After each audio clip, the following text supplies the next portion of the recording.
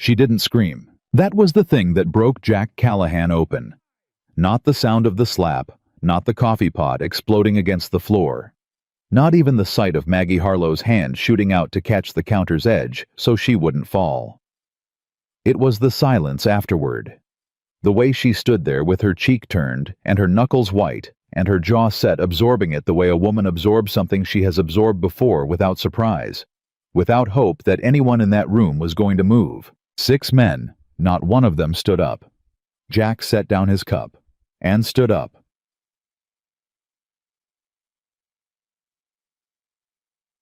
If something just moved in your chest, that's exactly where this story lives. Subscribe right now and stay with me through every part, because Maggie Harlow's fight is just beginning, and the man who finally stood up for her is carrying secrets of his own that are going to change everything. Drop your city in the comments. I want to see how far one woman's courage can travel.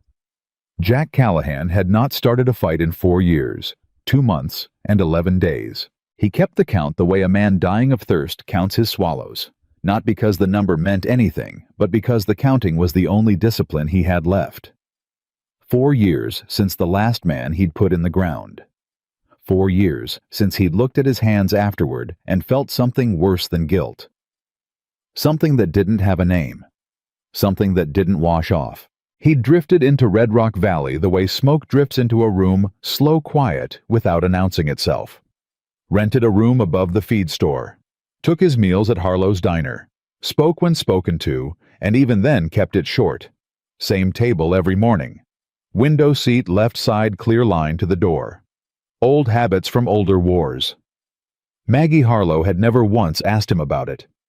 That alone told him everything he needed to know about her. Most people who ran establishments in towns like Red Rock felt compelled to fill silence with pleasantries, with questions, with the nervous small talk of people who couldn't stand the shape of a man they couldn't categorize. Maggie wasn't like that. She brought his coffee without being asked, kept it filled without hovering, treated him the way a woman treats weather she's long since learned to read with steady eyes and no false comfort. He respected that. He didn't say so. He didn't say much about anything those days. He was trying very hard to be nothing. It was the hardest thing he'd ever attempted. Harder than the war. Harder than the years after the war when he'd ridden with men whose names he was still trying to forget. Being nothing required a discipline that violence never had. Violence was easy. Violence was instinct, but stillness, real stillness. The kind that didn't crack at the first sound of a woman's pain, that required something closer to faith. He wasn't sure he had enough of it left. That Tuesday morning in October started cold. Iron smell in the air, the kind that comes before rain. Jack was on his second cup watching the empty street through the window when the door opened. He didn't look up right away. He heard the boots first. Heavy, deliberate. The particular rhythm of a man who had never once in his life felt the need to soften his arrival. Then he heard Maggie's breathing change, just slightly, just enough. The way a person breathes when they are reminding themselves very quickly to be careful. Jack looked up. Sheriff Royce Grady stood in the center of the diner like he'd grown there. 6'3" broad through the chest badge, catching the morning light like it was the most natural thing in the world. He had a face that might have been decent once before whatever lived inside him had finished eating through. His eyes were the color of creek water in February, pale and still and cold all the way down. They were fixed on Maggie. He crossed the room without a word. His boots cracked against the floorboards like a metronome. Young Cody, the ranch hand at the near table, went rigid in his chair fork halfway to his mouth, the way a rabbit goes rigid when it hears a sound it recognizes but hopes it misidentified. Maggie didn't move. Both hands flat on the counter. Chin level. Expression carefully, deliberately blank, the face of a woman who had learned through long practice that showing fear only extended the performance. "Mrs. Harlow," Grady said. His voice was pleasant. That was the worst part, how pleasant it always was. "I believe we had an appointment." "We didn't," Maggie said. "You told me to be available. That's not an appointment." "Now see." He tilted his head patient, as a man explaining arithmetic to a child. That kind of distinction is exactly the problem. "The problem," Maggie said, "is that I've given you my answer 4 times now, and you keep coming back like it's going to change. The diner isn't for sale. My land isn't for sale. Nothing I have is for sale to you." "Everything's for sale," Grady said quietly. "It's just a matter of agreeing on a price. Then we don't agree." She turned her back on him, reached for a stack of cups to organize. Her hands were steady. Jack noticed she was working very hard to keep them that way. "You're welcome to order breakfast, Sheriff. Otherwise, I'd ask you to let me get back to work." The silence that followed had mass to it. Weight. The kind of silence that presses against the walls. Jack set his coffee cup down. Grady moved 2 steps fast, and then the sound split the morning open. A flat, percussive crack that landed in Jack's chest before his mind had finished processing it. The coffee pot hit the floor and exploded into pieces. Maggie's hand shot out and caught the counter's edge. She didn't fall. She didn't cry out. She just stood there with her cheek turned, one pin knocked loose from her hair, her knuckles bone white against the wood, and something inside Jack Callahan.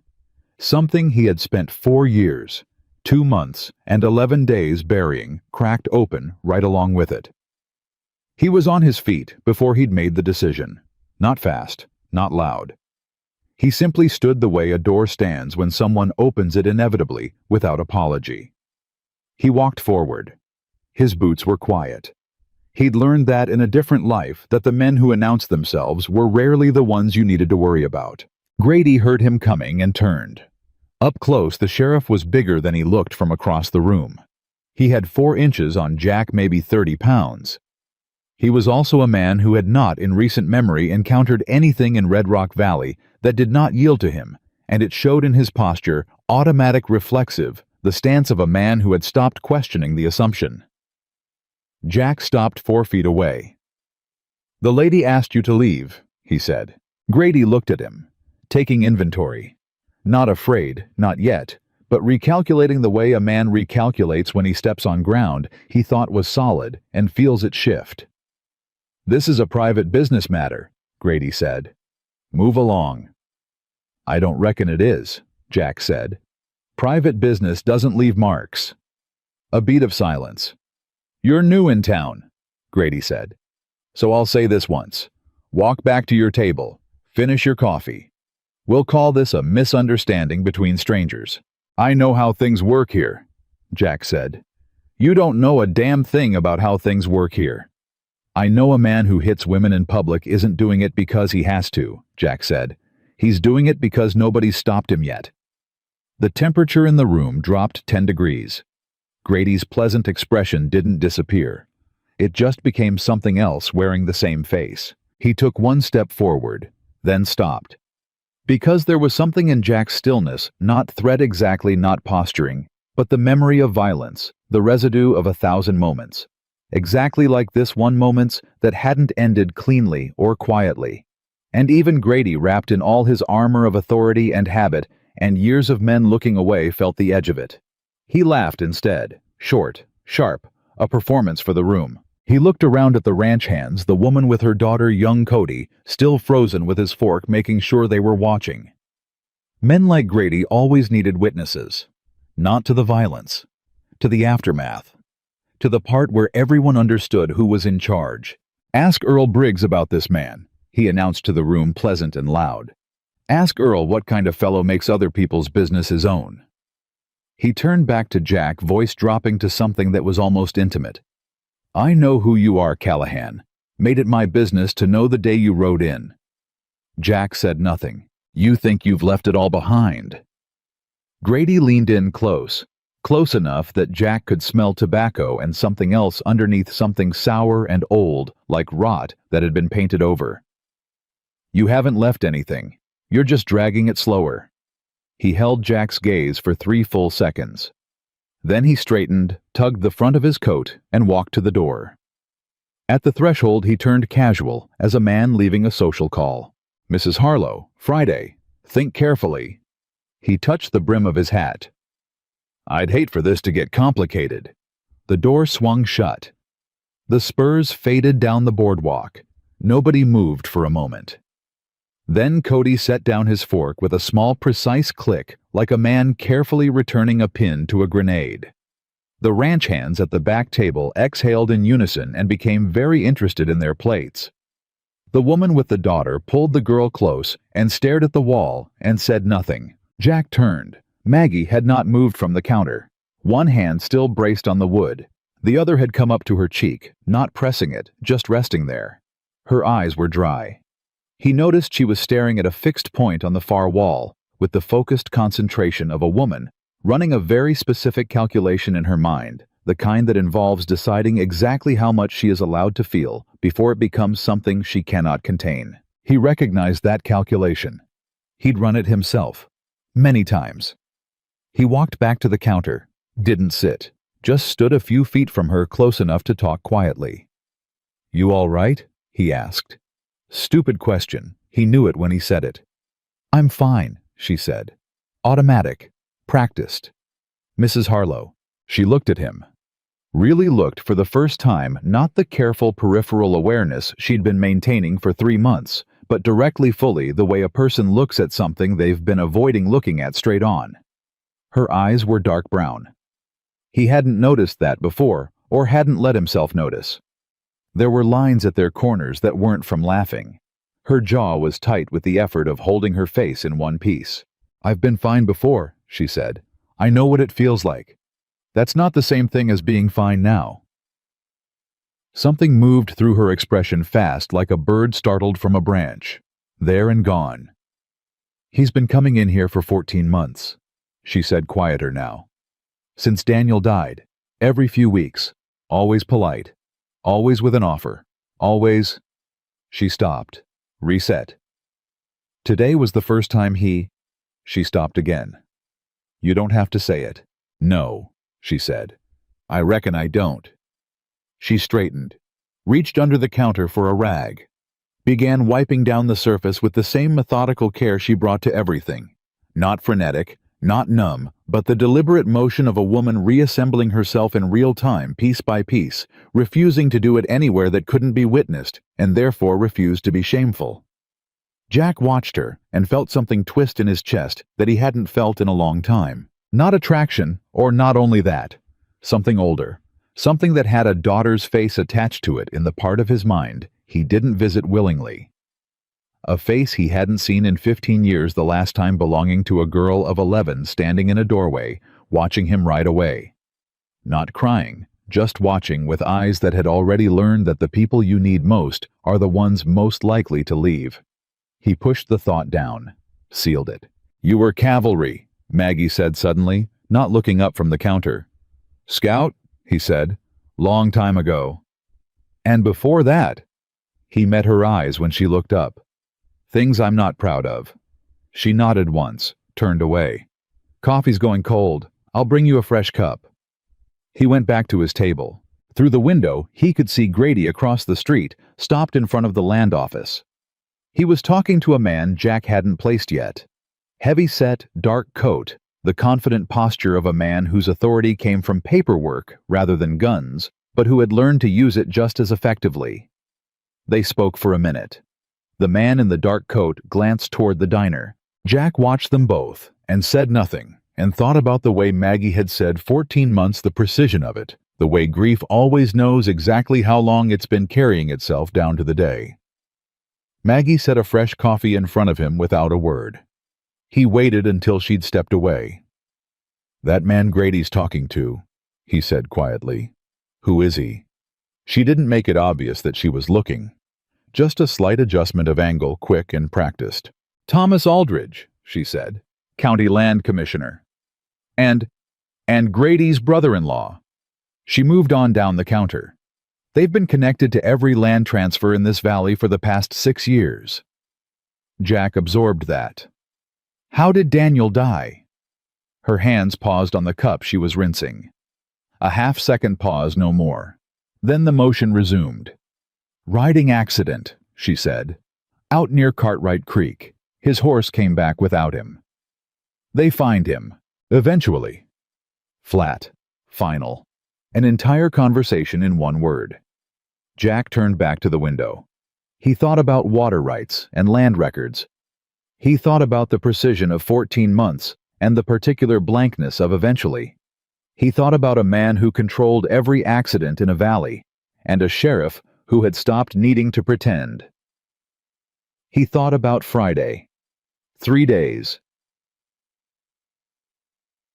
Earl Briggs had been pouring whiskey at the Dusty Spur since before the railroad bypassed Red Rock, an event he had never forgiven and frequently referenced as the singular cause of every misfortune in the valley up to and including the weather. He was 63 years old, missing 2 fingers on his left hand from a fence post disagreement in 1871, and he knew everything about Red Rock that was worth knowing and some things that weren't. People talked in front of bartenders the way they talked in front of furniture, without thought for whether the furniture was listening. Earl had always listened. Jack walked in at 2:30. The saloon was empty except for a man sleeping face down at the back table, and Earl himself working through a row of glasses with mechanical patience. "Callahan," Earl said, not looking up. "Heard you had yourself a morning." "Word travels. In a town this size, word doesn't travel so much as it was already there when you arrived." He set down a glass. "What are you drinking?" "Nothing yet." Jack sat. "Tell me about Daniel Harlow." Earl's hands slowed. Not stopped. Slowed. The careful measurement of a man choosing his portion. "Daniel Harlow," he said, "was a good man. Honest. Worked hard. Loved his wife in the plain, unglamorous way that decent men love when they don't have the words for anything more complicated. And that was enough. It was more than enough." And Grady. Grady wanted the water rights attached to Daniel's 80 acres out past Cartwright Creek. Earl picked up a fresh glass.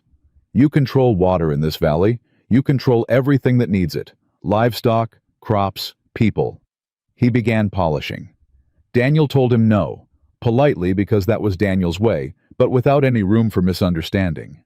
And 3 months later, "Riding accident," Earl said.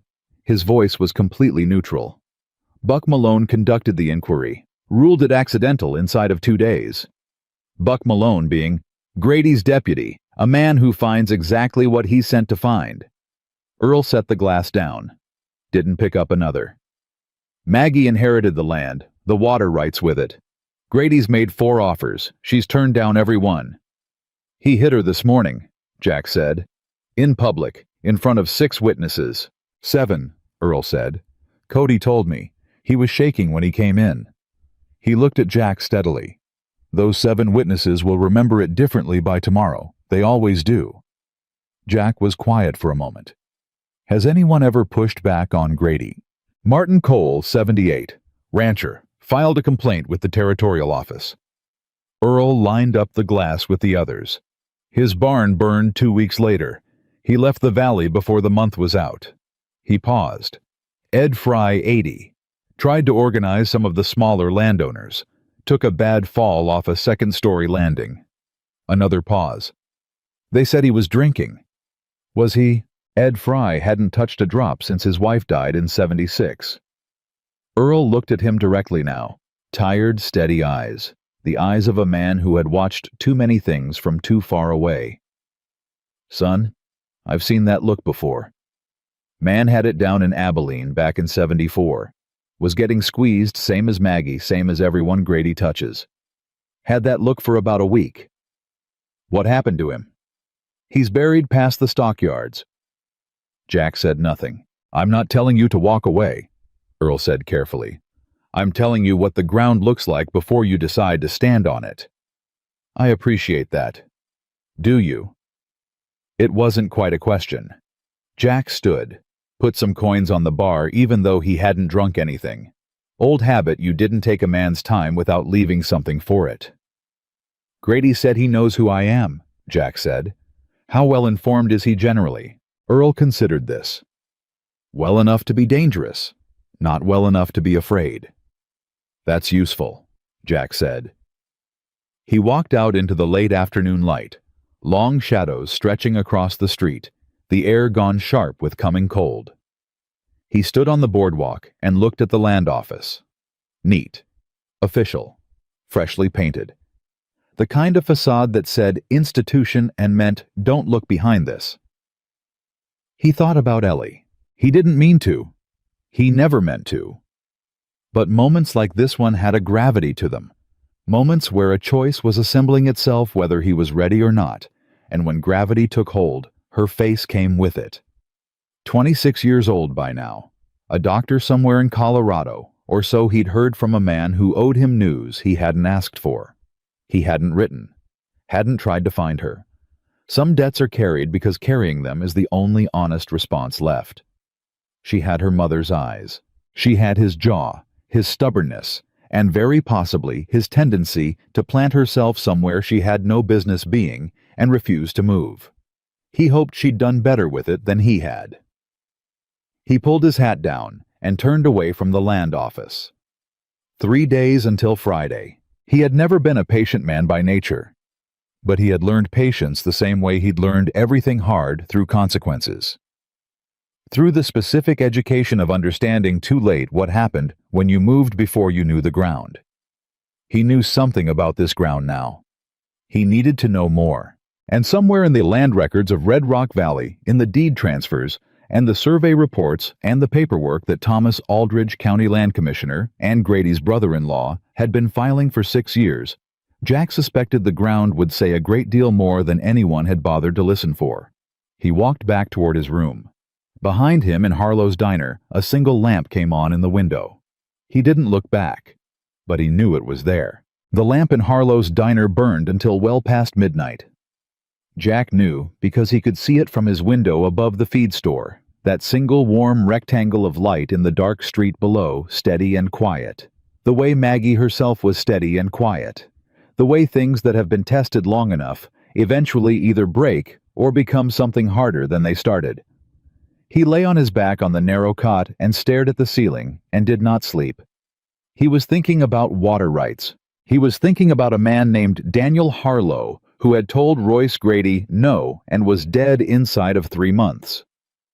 He was thinking about the particular blankness in Maggie's voice when she'd said, eventually, not grief, not anger, but the sound of a woman who had processed the worst of it alone in the dark in a diner with a single lamp burning and come out the other side into something that looked like strength from the outside and felt, he suspected, like exhaustion from within. He knew that feeling. He'd been living inside it for 4 years. Around 2 in the morning, the lamp went out.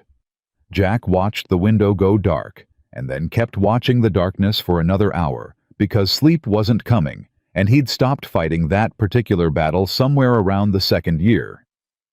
By the time the sky started going gray, he had made 3 decisions. First, he needed to see the land records. Second, he needed to do it without anyone knowing he was looking. Third, he needed to know exactly who Buck Malone was before Buck Malone decided to make himself relevant to his life in any direct way. He was dressed and out the door before sunrise. The street was empty, cold enough to see his breath.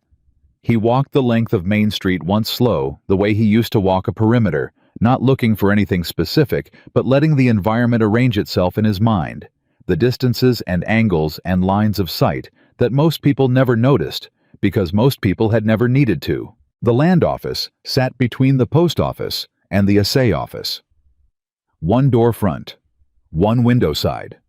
Back door into the alley, he confirmed it on his return pass, casual enough that a man watching from a window would see nothing more than someone walking off the cold. He filed the information away and went to the diner. Maggie was already behind the counter when he pushed through the door, hair pinned, apron straight. Coffee started. Like the morning before had been any other morning, which told Jack more about the depth of her practice than anything else could have. She looked up when he came in. There was a bruise along her left cheekbone, pale purple edged with yellow. She hadn't tried to cover it, and that told him something too. Either she had nothing to cover it with, or she'd decided not to. He suspected the second. Covering it would have been an acknowledgement, and acknowledgement would have given Grady something he didn't deserve. "Morning," she said, not quite meeting his eyes. "Morning," he said. He sat at his table. She brought the coffee. He waited until she started to turn away. "I need to ask you something," he said quietly, "and I need you to think about whether you trust me enough to answer it before you decide." She stopped. turned back slowly, looked at him with those dark eyes that had stopped pretending sometime between last night and this morning that he was just a regular customer at a window table. "Ask," she said. "The land your husband filed on. The 80 acres near Cartwright Creek." He kept his voice low, even conversational to anyone glancing through the window. "Do you still have the original deed, the survey documents?" Something shifted in her expression. Not surprise calculation. She was thinking through why he was asking before she answered, which was exactly what he'd have done in her position. "They're at the house," she said carefully. "Why? Because Grady wants that land badly enough to have waited 14 months and 4 rejected offers before losing his patience this publicly," Jack said. "Men like Grady don't lose patience without reason. Something changed. Something put pressure on the timeline." Her eyes sharpened. "What kind of something? I don't know yet, but I'd like to look at those documents." She studied him for a long moment. The diner was empty, still too early for the regulars. Just the two of them, and the sound of coffee working itself on the stove. "Why?" she asked, not hostile, genuinely asking. "Because I was a cavalry scout for 11 years, Jack said. "And before that, I rode with men who made their living knowing which land had water and which didn't, and what that was worth, and how to take it from the people who had it." He held her gaze. "I know what that kind of scheme looks like from the inside, Mrs. Harlow. I've been on the wrong side of one." The words cost him something. He could feel it, the small withdrawal from an account he'd been carefully rebuilding, the account of a man who didn't have to say certain things out loud anymore. But she deserved the truth of why he was qualified to help her, and the truth wasn't clean.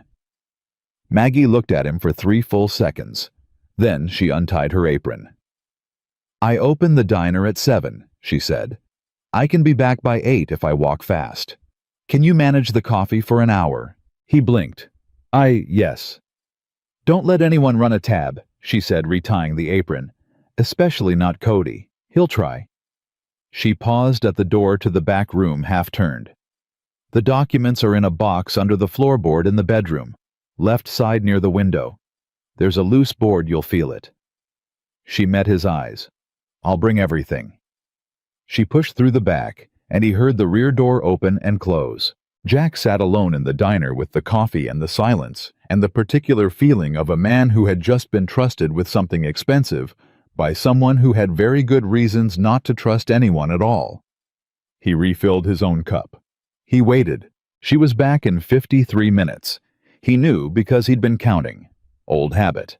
She came through the front door with a flat wooden box under one arm, and her cheeks flushed from the cold, and her eyes sharp with something that might have been fear, or might have been the particular alertness that comes when a person decides after a long time standing still to move. She set the box on his table and sat across from him, the first time she'd sat at any customer's table.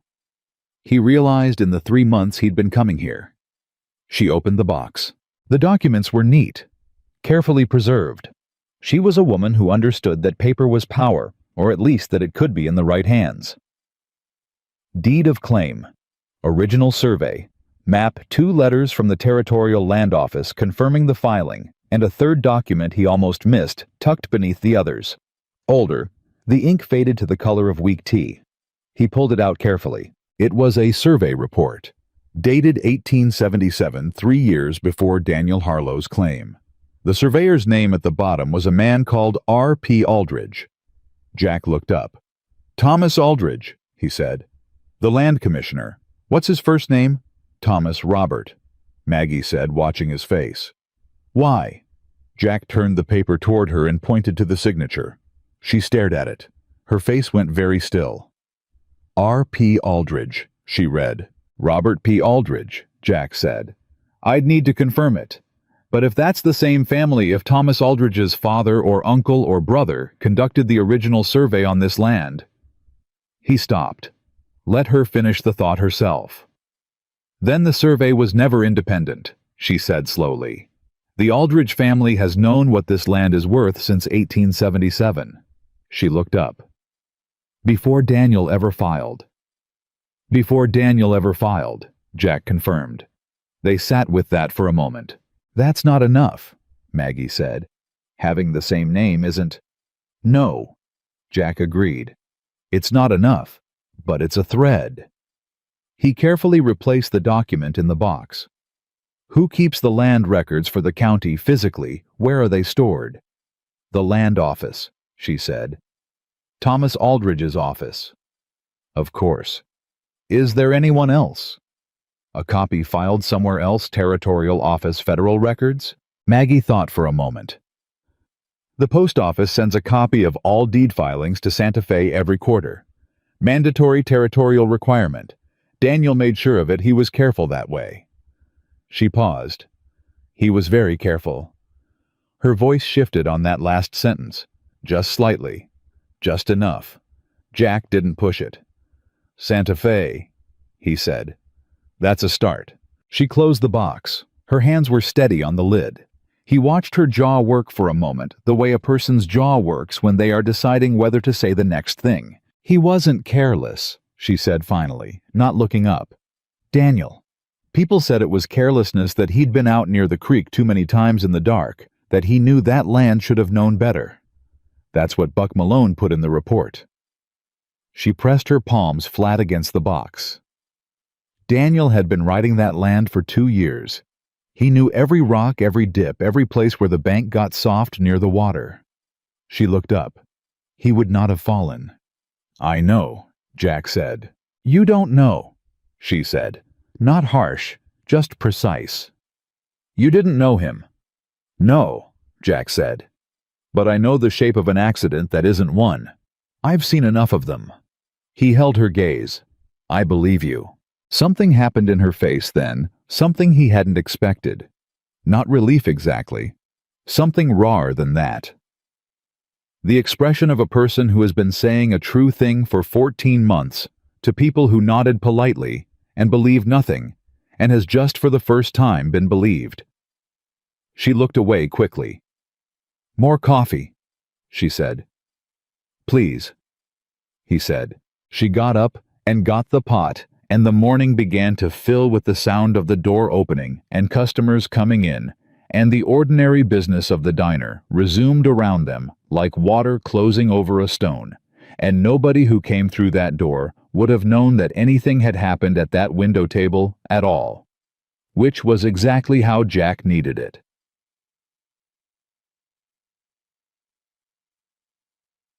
Buck Malone came into the dusty spur at noon. Jack was already there. He'd taken a corner seat an hour earlier with a glass of water and Earl's grudging tolerance, and he'd watched the door with the peripheral patience of a man who had spent years learning how to be present in a room without appearing to be paying attention. Buck Malone was younger than Jack had expected. Late 20s, maybe 30. Big through the shoulders, heavy-handed with a deputy's badge worn slightly too high on his chest. The habit of a man who wanted it noticed. He had a face that was almost friendly, the kind of face that made people drop their guard, because it looked like the face of someone's cousin at a church social, right up until it didn't. He came in alone. Ordered whiskey at the bar. Talked to Earl with the easy familiarity of a man who came here often and had never once worried about being welcome. Earl poured, kept his face neutral. Jack had noticed that Earl had a gift for neutrality. He wore it like a second skin, over whatever he was actually thinking, which was, Jack suspected, considerable. Buck drank his first whiskey without sitting both elbows on the bar, turned slightly so he could see the room. His eyes moved across it in a professional sweep, doorways, windows, faces, and Jack was careful to be looking at his glass when the sweep reached his corner. Not careful enough. Callahan, Buck said. Jack looked up, as if he'd just noticed. Deputy, he said. Buck picked up his glass and walked over, pulled out the chair across without being invited, and sat in it with the particular casualness of a man demonstrating that he didn't need invitations. Heard about this morning, Buck said pleasantly. At the diner. Did you? News travels. He set his glass down. You from around here originally, no. Where from? Different places, Jack said. You need something specific. Deputy, or is this a social visit? Buck smiled. It was a good smile. Practiced. The kind that looked genuine from 3 feet away and showed its machinery at 2. "I want to give you some friendly advice," Buck said, man to man, "because you seem like somebody who can hear something straight and appreciate it." Jack said nothing. Let the silence be an invitation. "Sheriff Grady runs a tight operation in this valley," Buck said. "Keeps things orderly. Keeps the peace. That's good for business, good for the community, good for everybody." He turned his glass on the table, slow rotation. "A man comes into that kind of order, new man, nobody knows his business, and starts inserting himself into situations that aren't his concern that creates friction. Friction creates problems. Problems have a way of falling on whoever caused them." "That a warning?" Jack asked. "It's an observation," Buck said pleasantly. "Friendly one." Jack lifted his glass, set it down. "Here's my observation. Man comes to a table uninvited and gives friendly advice to a stranger who didn't ask for it. That man's not worried about friction. He's worried about something specific." He met Buck's eyes directly. "What's Grady worried about, Deputy?" The smile held. But something shifted behind it. A quick assessing readjustment, the way a card player's eyes move when somebody plays an unexpected hand. "Sheriff Grady's not worried about anything," Buck said. "Then you're here for yourself," Jack said. "And you came on your lunch hour, which means this isn't official. Which means you're carrying a message somebody didn't want delivered in uniform." He tilted his head slightly. "Who told you to come?" Buck stood up, unhurried, put his hat back on. "Stay out of business that isn't yours, Callahan," he said, still pleasant. But the pleasantness was thinner now, like paper held up to light. "Red Rock's a good town. Hate to see a man leave it badly." He walked out. Jack sat with his water and thought about what Buck Malone had just told him without intending to. Grady knew he was looking into something, or suspected it. He'd sent Buck within 3 hours of this morning's confrontation, which meant Grady had spent those 3 hours thinking about Jack, which meant he wasn't as certain of his footing as he'd appeared in the diner, which meant there was footing to be uncertain of. He was on the right track. He just needed to know what was at the end of it before Grady figured out he was walking it. He got up and left 2 coins on the table and walked out into the afternoon. Earl Briggs found him at the feed store at 4 o'clock. Jack heard the knock and opened the door to find the old bartender standing in the hallway with his hat in his hands and an expression that had moved past carefully neutral into something that looked almost like decision. "You got a minute?" Earl said. "Come in," Jack said. Earl sat in the one chair the room offered. Jack sat on the edge of the cot. The old man turned his hat in his hands for a moment, the nervous gesture of someone who had been keeping something for a long time and had decided the keeping was costing more than the telling. "I didn't tell you everything yesterday," Earl said. "I know," Jack said. Earl glanced up. "How?" "Because there's always more. And you were measuring me." Jack kept his voice level. "What didn't you say?" Earl let out a slow breath, turned the hat once more. "Daniel Harlow didn't just file a land claim," he said. "About 6 months before he died, he came to me. Quiet private bought a drink, talked about the weather for 10 minutes, then told me he'd found something." He paused. He'd been down near Cartwright Creek after a heavy rain. The water level had dropped first time in years, he said, low enough to see the creek bed clearly, and what he found in that creek bed was a survey marker. Jack went still. "Not his," Earl continued. "An old one, pre-territorial, marked with an Aldridge stamp." He looked up. "Jack, that creek doesn't run through Daniel's 80 acres. It runs through 40 acres adjacent land that's been listed as public domain in the territorial record since 1869. Jack felt something lock into place in his mind, clean and cold. "Except it isn't public domain," he said. "It was quietly transferred to a private holding company in 1878, Earl said. "A company called Valley Water Associates Incorporated in New Mexico Territory." He held Jack's gaze. "I had a cousin worked in Santa Fe at the Territorial Land Office at the time. He wrote me a letter about it, thought it was irregular the way the transfer was documented. I kept the letter because—" He stopped. "I don't know why I kept it. Insurance maybe. Against a day I might need it. Do you still have it? Jack asked. Earl reached into his coat pocket and produced a folded envelope creased and soft with age.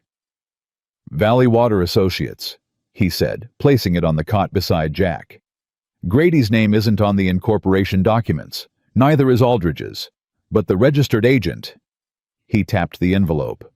A woman named Clara Grady, Royce Grady's mother, died in 1882, which means the controlling interest transferred to her estate, which Royce inherited, Jack said, along with 200 acres of water rights and surface claims on land that the territorial government still believes is public domain. Earl sat back. Daniel found that marker. He told me he was going to write to Santa Fe, request the original survey records, cross-reference them with the public domain listing. He was quiet for a moment.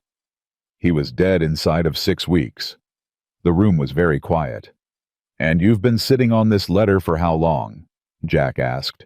Since Daniel died, Earl said, 14 months. Why didn't you give it to Maggie? Because giving it to Maggie makes Maggie the most dangerous person in this valley. Earl's voice was flat and tired. And I've watched what happens to dangerous people in this valley. He looked at Jack steadily. I didn't think there was anyone to give it to who could do anything with it, not safely, not effectively. He paused. I'm still not sure there is. But you're here, Jack said. I'm here, Earl said, because this morning you stood up in that diner in front of 6 witnesses and told Royce Grady to his face that he'd made a mistake. He turned his hat one last time. I've been in this town for 30 years. I've never seen anyone do that and still be standing by after noon. He set the hat on his knee. So either you're very stupid or you're something else. And you don't strike me as stupid. Jack picked up the envelope, held it, felt the weight of what it was and what it meant and what it was going to cost someone to do anything with it. This goes to the federal marshal's office, he said, not the territorial federal. Direct. Grady has no reach there. How do you get it there without Grady knowing? Carefully, Jack said, and not alone. He thought about Maggie, about the survey document with R.P. Aldridge's signature, about the copies in Santa Fe that Daniel had made sure were filed, about 14 months of a woman holding a diner together with steady hands and a jaw that didn't break. He thought about what she'd said. He was very careful. Daniel Harlow had been careful. He'd left a trail, the Santa Fe copies, the marker in the creek bed, the conversation with Earl. Not because he'd known he was going to die, but because he was a man who understood that the truth needed more than one road to travel on. His wife was the same kind of careful. Jack just needed her to let him show her what she was already carrying. One more thing, Earl said. Jack looked up. Buck Malone wasn't always like this, Earl said. His voice had changed, less flat, more tired. The specific tiredness of a man talking about something he'd watched happen and hadn't been able to stop. He came here 5 years ago. Young Deputy Green wanted to do right. Good instincts. He paused. Grady worked on him slow. Small things first. Look the other way here. File the report this way, not that way. Each thing small enough to say yes to, until the yes was a habit and the no was gone. He looked at Jack. I'm not asking you to go easy on him. I'm just telling you he's not the thing he became on purpose. Jack thought about that. Doesn't change what he is now, he said. No, Earl agreed. It doesn't. He stood, put his hat on. But it changes how you read him. Sometimes the ones who became something on accident are more useful than the ones who chose it. He left without another word. Jack sat alone with the letter and the gathering dark outside his window, and the sound of Red Rock settling into evening, the distant clang from the smithy voices from the saloon 2 streets over, somewhere, a dog somewhere, a child called in for supper. Ordinary sounds. A town living its ordinary life around the machinery of what Grady had built inside it. He thought about Friday. 2 days now. Maggie was going to refuse again. He was certain of that. She was not the kind of woman who changed a decision because a situation became dangerous. If anything, danger made her hold tighter. He'd seen it in the way she'd gripped the counter, the way she'd said 14 months without flinching, the way she'd sent him to get those documents without a second hesitation once she'd made up her mind. She'd made up her mind a long time ago. She was just waiting for the ground to hold. He spread Earl's letter open on the cot beside the survey document from Maggie's box, and he sat on the floor in the last of the daylight, and he read everything twice, and then a third time, and by the time he was done, the room was dark, and his back ached, and he had the shape of it in his mind. Not all of it, not enough yet, but enough to see what it was. What Grady had built wasn't just corruption. It was architecture. Years of it layered and load-bearing, each piece supporting the next, the whole thing designed to look like the natural order of a frontier valley from the outside and be something entirely different within. To bring it down, you didn't push on the facade. You pulled the foundation. The foundation was a letter in a dead man's file in the territorial office in Santa Fe, and a survey marker in a creek bed, and a woman who had been standing on the truth for 14 months without knowing exactly what she was standing on. Jack folded both documents carefully, tucked them inside his coat against his chest. He sat for a while in the dark. He thought about Ellie again, couldn't help it. Didn't try to stop it this time. He thought about the particular courage of women who hold things together after the men in their lives have failed them, or left them, or simply been taken. The specific exhausted strength of it. The way it looked like stubbornness from the outside, because stubbornness was easier for people to name than what it actually was. Survival dressed in whatever clothes were available. He hadn't protected his daughter. That was the truth of it, simple, unadorned. He'd ridden away when she was 11 years old, and told himself it was for her sake, and the lie had been so convenient that he'd nearly believed it. Nearly. He couldn't go back and change the shape of what he'd done. But he was here now. He was awake now. And in 2 days, Royce Grady was coming back to Harlow's diner. Jack intended to be ready. Thursday came in cold and mean, the kind of morning that made Red Rock feel smaller than it was, the buildings pressed together against the wind. The people moving faster with their heads down, not looking at each other more than necessary. Jack was at the diner before Maggie unlocked the front door. She found him on the boardwalk when she came around from the back, and she stopped for just a moment, not surprised exactly, but registering something. The fact of him being there. The deliberateness of it.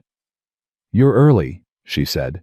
"I need to show you something," he said, "before the morning rush." She unlocked the door without another word and held it open. Inside, she lit the lamp and started the coffee, and didn't ask him to wait while she did it, which he appreciated. When she finally turned and leaned against the counter with her arms crossed and her eyes steady, he laid both documents on the table in front of her. Earl's letter first, then the old survey report with R.P. Aldridge's signature. He watched her read. She was fast, faster than he'd expected. Her eyes moved across the page with the focused efficiency of a woman who had spent years managing accounts, reading contracts, understanding what words on paper actually meant versus what people told her they meant. She finished the letter, set it down, picked up the survey report. Read it twice. Then she stood very still.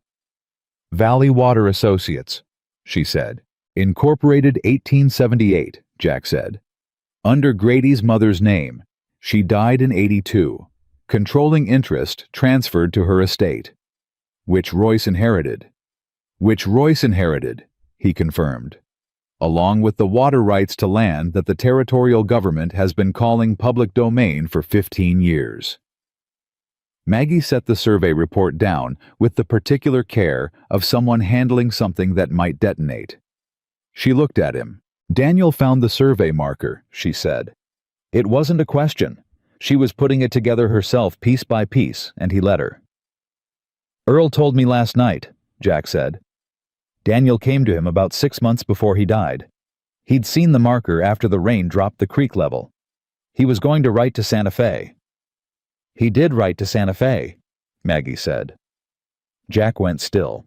"He sent the letter 2 weeks before he died," she continued. Her voice was flat and controlled, and underneath it, something was moving, something large and pressurized like water behind a cracking dam. "I found it in his desk after a copy he'd kept. I didn't know what it meant at the time. I didn't know what he'd found. She looked at the documents on the table. I put it in the box with everything else, because Daniel kept things for reasons even when he didn't explain them.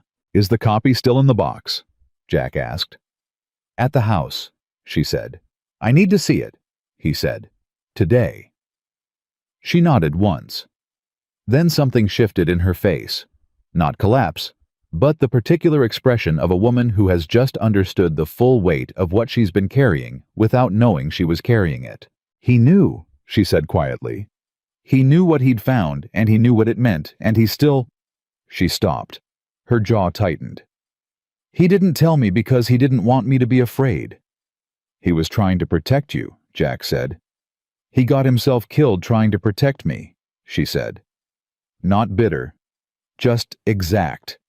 The precision of a woman who had been living with an incomplete picture for 14 months and had just received the piece that made the image whole and terrible. Jack didn't offer comfort. She wasn't asking for it, and offering it would have been a reduction of what she was feeling into something manageable and small. He let it be what it was. After a moment, she straightened, untied and retied her apron, the gesture he was starting to recognize as her version of a deep breath. Tonight, she said, after closing, come to the house. All right, he said. She picked up the documents and folded them and handed them back to him. Her fingers were steady. Don't let anyone see those, she said. I know. The door opened. Cody came in stamping cold off his boots, and the morning began. The trouble arrived at 10:30 in the form of Buck Malone and two men Jack didn't recognize. They didn't come into the diner. They stood on the boardwalk outside, and they didn't do anything specific, just stood there talking among themselves, positioned, so that anyone inside could see them clearly through the window. Cody saw them first and went quiet, in the specific way of someone trying to make himself invisible. The two ranch hands at the back table exchanged a look and found reasons to finish their coffee quickly. Maggie saw them too. Jack watched her see them, the slight pause in motion, the way her chin came up fractionally, the decision she made in about 2 seconds to keep moving as if they weren't there. He stayed at his table. Buck glanced through the window once, made eye contact with Jack for exactly 1 second, then looked away. The message was clear, architectural in its simplicity. We are here. We are watching. We can do this all day. It was a pressure tactic. Not violence, not yet, but the suggestion of violence, the implication of it, designed to make Maggie feel the walls of her life growing smaller.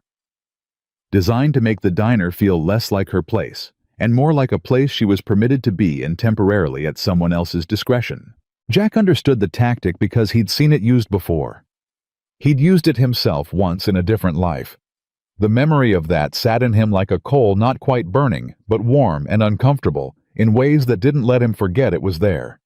He got up and refilled his own coffee and sat back down and didn't look at the window again. 40 minutes later, Buck and his men moved on. Cody exhaled. The ranch hands relaxed. The diner resumed breathing.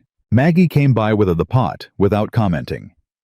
When she refilled his cup, she set a folded piece of paper on the table beside it, a small, quiet motion that no one in the room would have noticed. He waited until she moved away before he opened it. 3 words in her handwriting. He came yesterday. Jack turned the paper over and wrote 2 words back. I know. He left it on the table when he paid.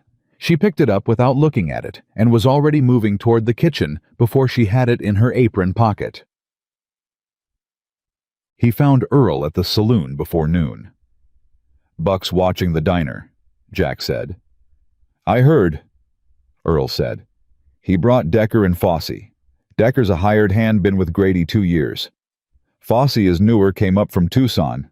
Nobody knows his particulars. He poured himself a glass of water, which told Jack the old man's nerves were worse than he was showing. Earl didn't drink water at his own bar, unless something had him genuinely unsettled. Grady's moving up the timeline. Why? Jack asked. He told Maggie Friday. Today's Thursday. Because you're here, Earl said simply.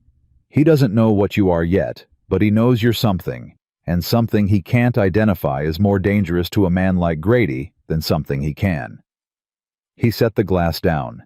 He wants her rattled before Friday, wants her to come to him instead of making him come back to her. Woman walks into the land office and asks to negotiate. She's already lost half her ground. She won't, Jack said. No, Earl agreed. She won't, but Grady doesn't know that yet. He looked at Jack carefully. What are you planning? I need to get the documents to the federal marshal's office in Tucson, Jack said. Quietly. Before Friday.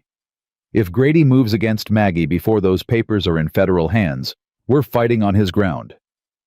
Tucson is 2 days' hard ride, Earl said. You can't go yourself, Grady's watching you. And if he sees you leave town, I'm not going, Jack said. I need someone he won't watch. Earl was quiet for a moment. Cody, Jack said. Earl looked at him sharply. He's 22 years old. He's 22 years old, and nobody in this town pays him any attention, which makes him the most useful person available, Jack said. I need a rider who can leave before dawn without being noticed and reach Tucson inside of 2 days. Cody knows this territory. He rides fast. He held Earl's gaze. I'll give him everything he needs. Instructions contacts the documents themselves, copies not originals. The originals stay with Maggie. Earl turned his glass in a slow circle, thinking, You'd be putting a boy in the middle of this, he said. I know, Jack said. I'd rather not. I don't have a better option. What if Grady finds out? Then we're in trouble, Jack said. But we're already in trouble. The question is whether we're in trouble with federal eyes on it or not. Earl absorbed this, set the glass down. I'll talk to him, he said finally. It should come from me. He trusts me. Tonight, Jack said. He needs to ride before sunrise. Tonight, Earl confirmed. Jack turned to go, got 2 steps toward the door. Callahan, Earl said. He stopped. What did you do? Earl asked. Before. The things you said you weren't proud of.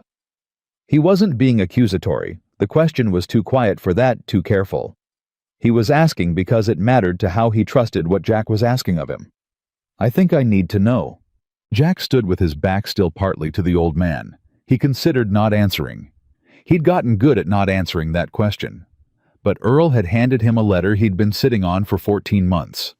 Earl was going to send a 22-year-old boy into the dark with federal documents. Earl deserved the truth. I rode with a company that acquired land, Jack said. In New Mexico mostly, some in Texas. We didn't always acquire it clean. He paused. We used the law when the law cooperated. When it didn't, we used other things. Another pause. I told myself for years that I was just the scout, just the man who found the ground and read it and reported back. That the decisions about what happened after weren't mine. He turned slightly. I was lying to myself. I knew what I was scouting for. I knew what would happen to the people already on that land. I did it anyway because I was paid well and because... He stopped. Because it was easier than not doing it. Earl looked at him steadily. And then, he said. And then I watched something happen that I couldn't file away under someone else's decision, Jack said. And I stopped. He met the old man's eyes. That's the whole of it. Earl nodded slowly. Once. All right, he said. Tonight. Maggie's house was a 10-minute walk from the diner, and Jack made it in 8, moving fast through streets gone quiet with early dark. She answered his knock before he'd finished knocking. She'd been listening for it. Inside was small and neat and more personal than the diner, which made sense. The diner was her armor. The house was what she was protecting. She had the box on the kitchen table already. And on top of it, separate a single folded letter. She handed it to him. He read it standing up because sitting down would have taken a second he didn't want to waste. Daniel Harlow had written clearly and without drama. A man making a report precise and orderly, the survey marker he'd found the date, the location, the Aldridge stamp, the coordinates. his cross-reference with the public domain listing in the territorial records, his suspicion that the land had been improperly transferred, his request that the Santa Fe office pull the original incorporation documents for Valley Water Associates and compare them against the current ownership records for the Cartwright Creek water rights. At the bottom, in slightly different ink, added later. Jack judged maybe a day or two after the rest.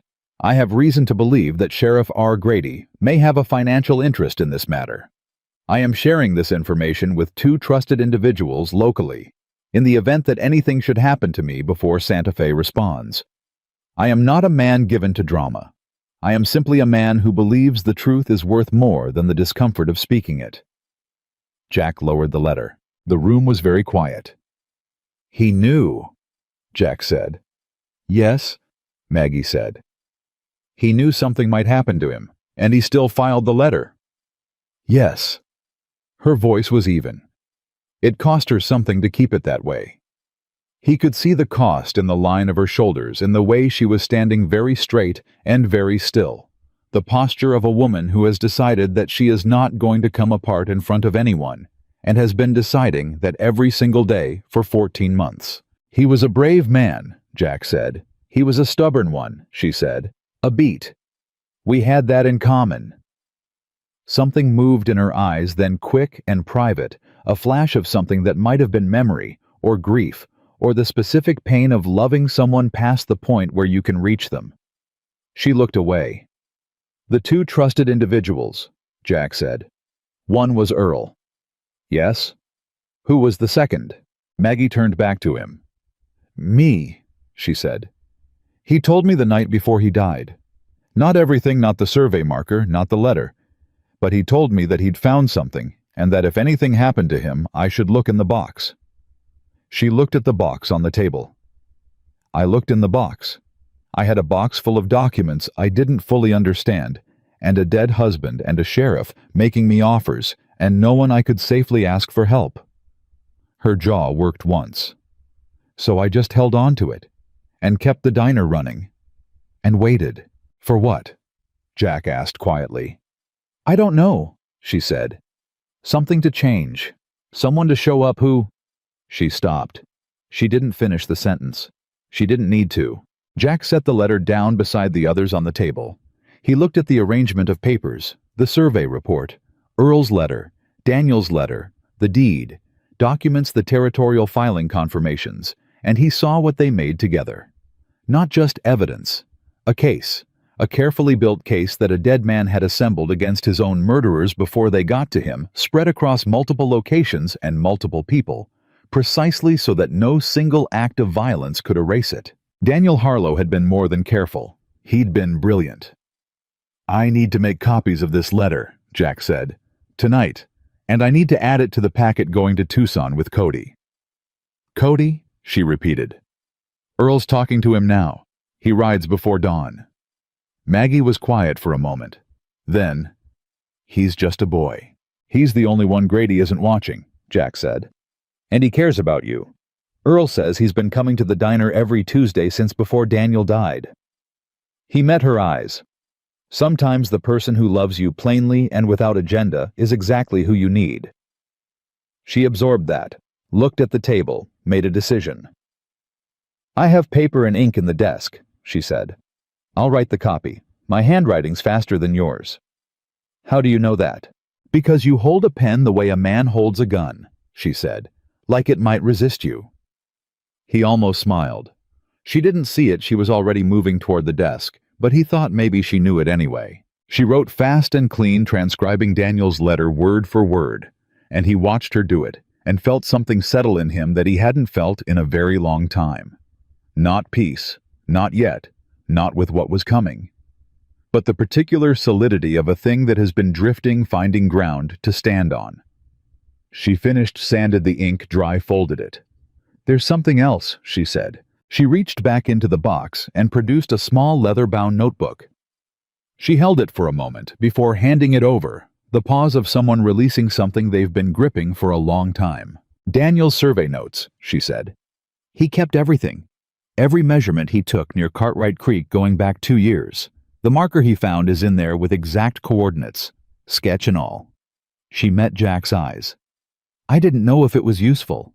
I didn't know if any of it was useful. I just couldn't throw anything away."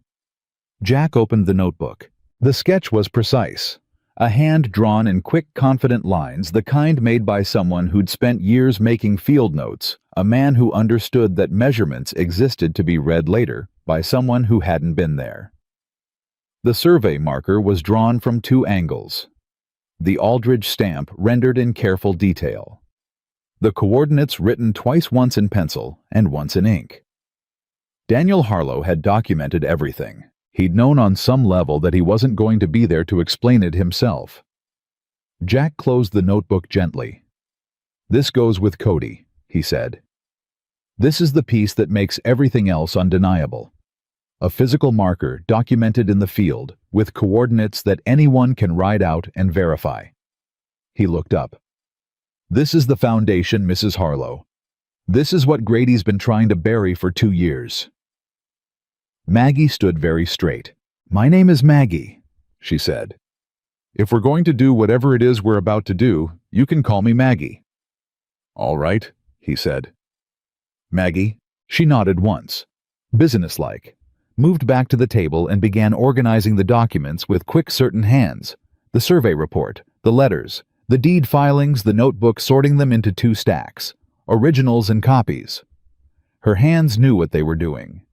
This was a woman who had managed accounts and contracts and inventory for years, who understood that order in paperwork was not fussiness, but function.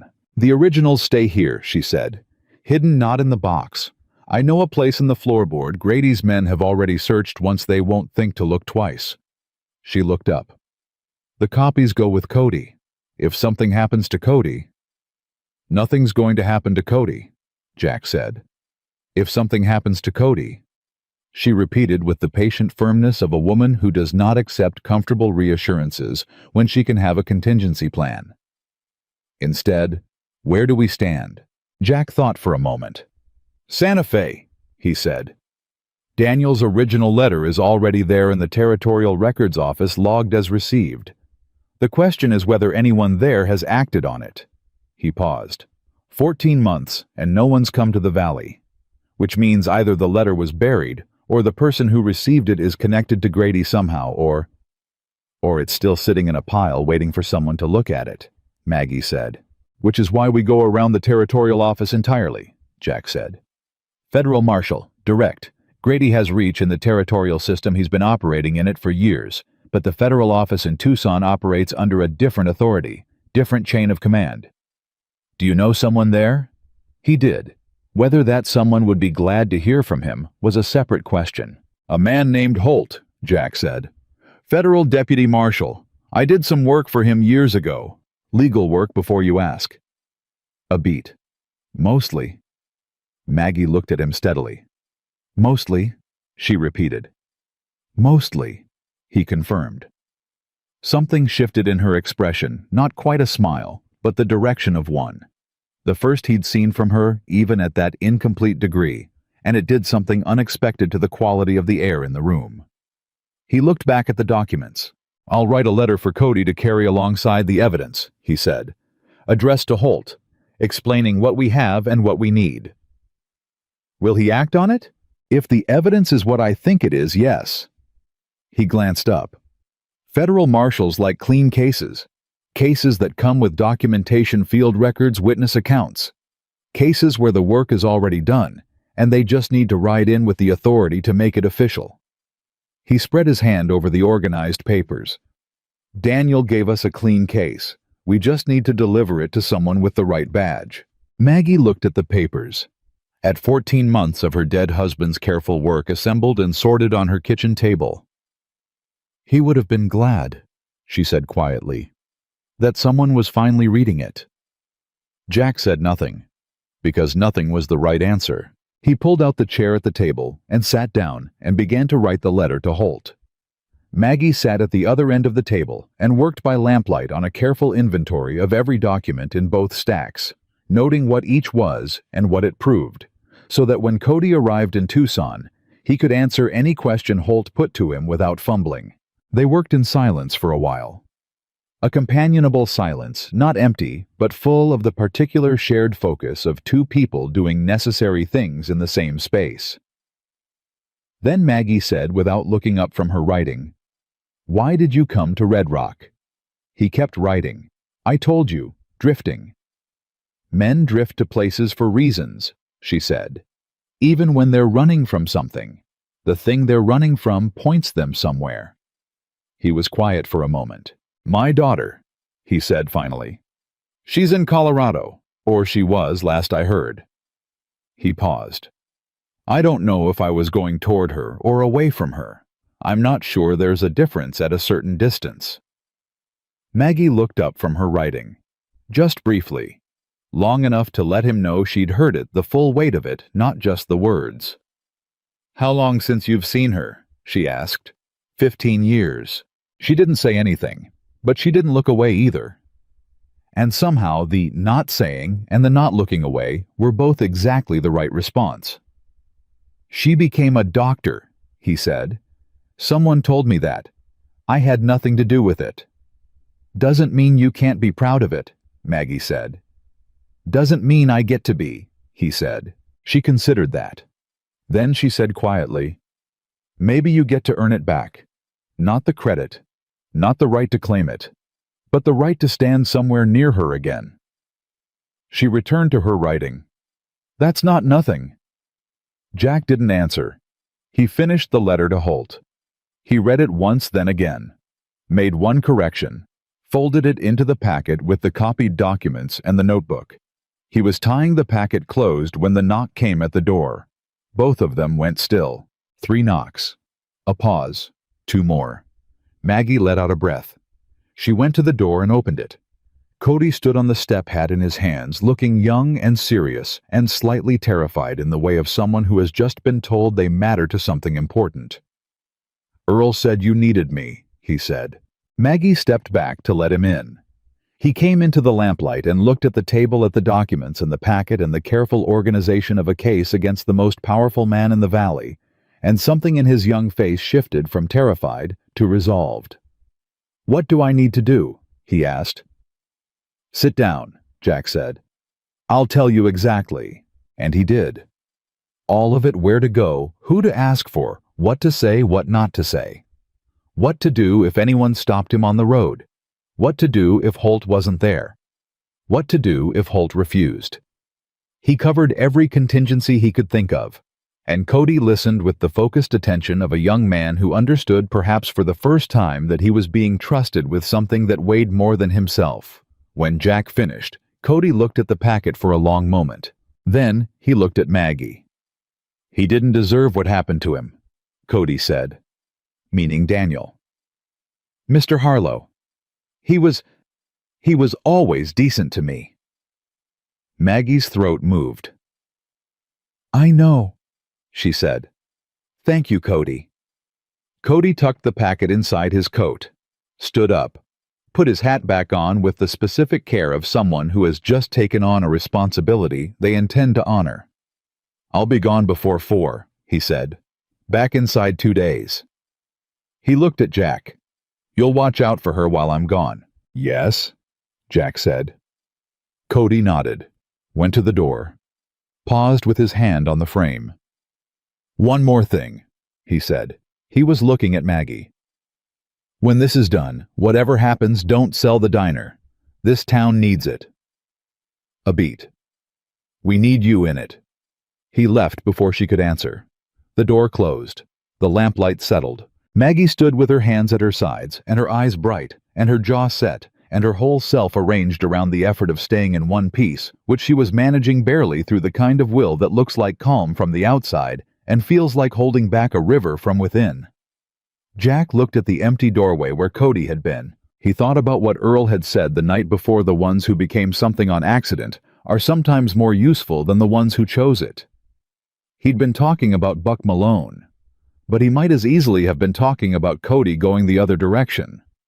A boy who'd never been asked to be brave before choosing it in a quiet kitchen over a kitchen table covered in dead man's paperwork.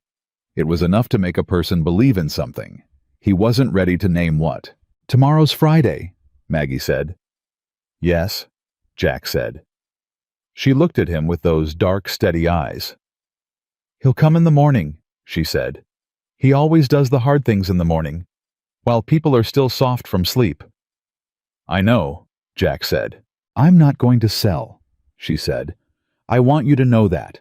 Whatever he brings with him tomorrow, I'm not going to sell, and I'm not going to run, and I'm not going to give him the satisfaction of watching me be afraid." Her voice was level and entirely without bravado. Not a performance of courage, but the plain statement of a woman who has already made her peace with what courage costs. "I just want you to know that going in." Jack looked at her for a moment. "I know," he said, for the third time, but differently than the first 2 times. She held his gaze for a beat longer than necessary. Then she began clearing the table. Jack picked up his hat. He had one more thing to do before morning. He had to find Buck Malone. Buck Malone was not hard to find. He was at the Dusty Spur, same as most nights, but tonight he was alone at a corner table and not drinking the way a man drinks when he's relaxed. He was drinking the way a man drinks when he's trying to get something quiet that won't quiet down. His glass was mostly full, and he kept turning it without lifting it, a slow rotation that said more about where his mind was than any words would have. Jack walked in, crossed the room without looking at the bar, and sat down across from Buck before the deputy had time to arrange his face into the pleasant professional mask he'd been wearing at their last conversation. For one unguarded second, Buck Malone looked exactly like what Earl had described, a young man who had said yes to one small thing, too many, and was now standing inside a version of himself he hadn't chosen and couldn't easily leave. Then the mask came back up. "Callahan?" he said. "You've got nerve sitting down uninvited twice in 2 days." "I sat down uninvited once," Jack said. "You sat down uninvited the first time. I'm returning the courtesy." Buck looked at him, set the glass down. "What do you want?" "To talk," Jack said.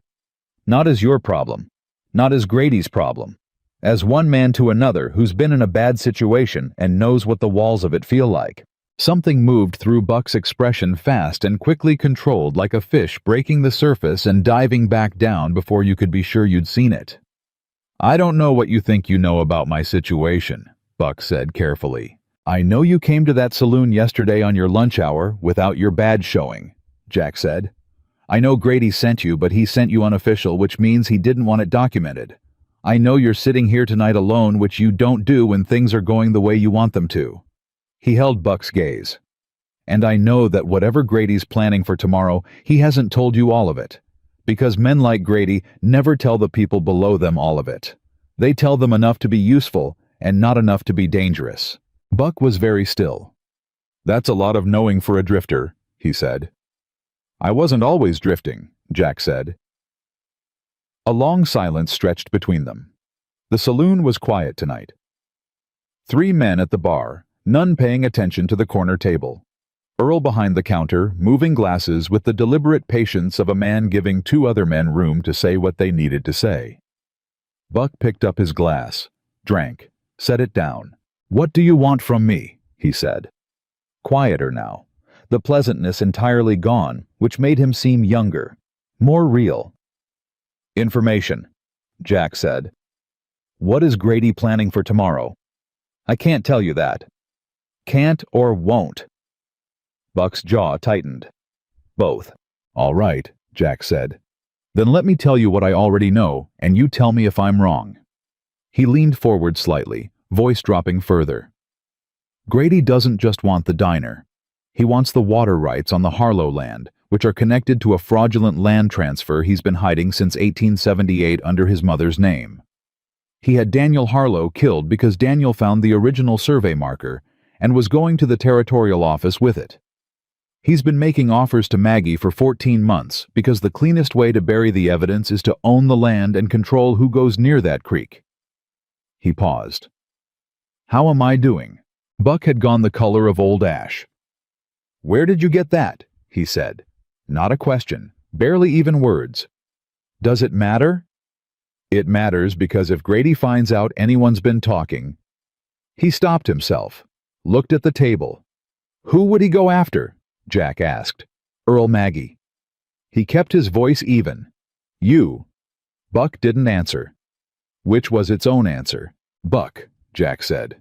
And it was the first time he'd used the man's given name, and the shift in register was deliberate, a door opening instead of a wall presenting itself. How long have you known about Daniel Harlow? The silence this time was different, heavier. I ran the inquiry, Buck said finally. His voice had dropped to something almost inaudible. Writing accident. 2 days case closed. Grady told me what to find and I found it. He turned the glass. I knew it wasn't right. I knew the minute I saw the bank where he supposedly fell, the ground was wrong, the angle was wrong. A man who knew that land like Daniel Harlow did not fall off that bank on his own. He stopped turning the glass. I wrote it up the way I was told, and I have been living with that for 14 months. The words came out like something that had been stuck for a long time and had finally found the pressure it needed to move. Jack let the quiet hold for a moment. Then help me, he said. Buck looked up. You don't know what you're asking. I know exactly what I'm asking, Jack said. I'm asking you to do the thing you should have done 14 months ago. Not because it's easy, not because it's safe. Because a woman named Maggie Harlow has been holding that diner together alone since her husband was murdered, and tomorrow, Grady's going to walk in there and do something that ends her ability to fight back, and the only way to stop that is to know what he's planning before he does it. Buck stared at the table for a long time. There's a buyer, he said at last. Coming in from Tucson. Real estate man works for the railroad. The railroad's been looking at routes through this territory, and Cartwright Creek is the only reliable water source on the southern pass. He paused. Grady arranged the meeting 3 weeks ago. The buyer arrives tomorrow afternoon. Grady wants the Harlow deed in hand before that meeting. Clean title, no disputes. What happens if Maggie refuses again tomorrow? Buck's mouth pressed into a thin line. Grady's not asking anymore. The words landed like stones in still water. He's going to take it, Jack said. He's got a document, Buck said. From Thomas Aldridge. A resurvey report dated last month claiming the original Harlow deed contains a boundary error that puts a third of the property in dispute.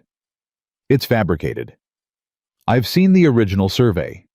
There's no error, but Aldridge signed it with the county seal.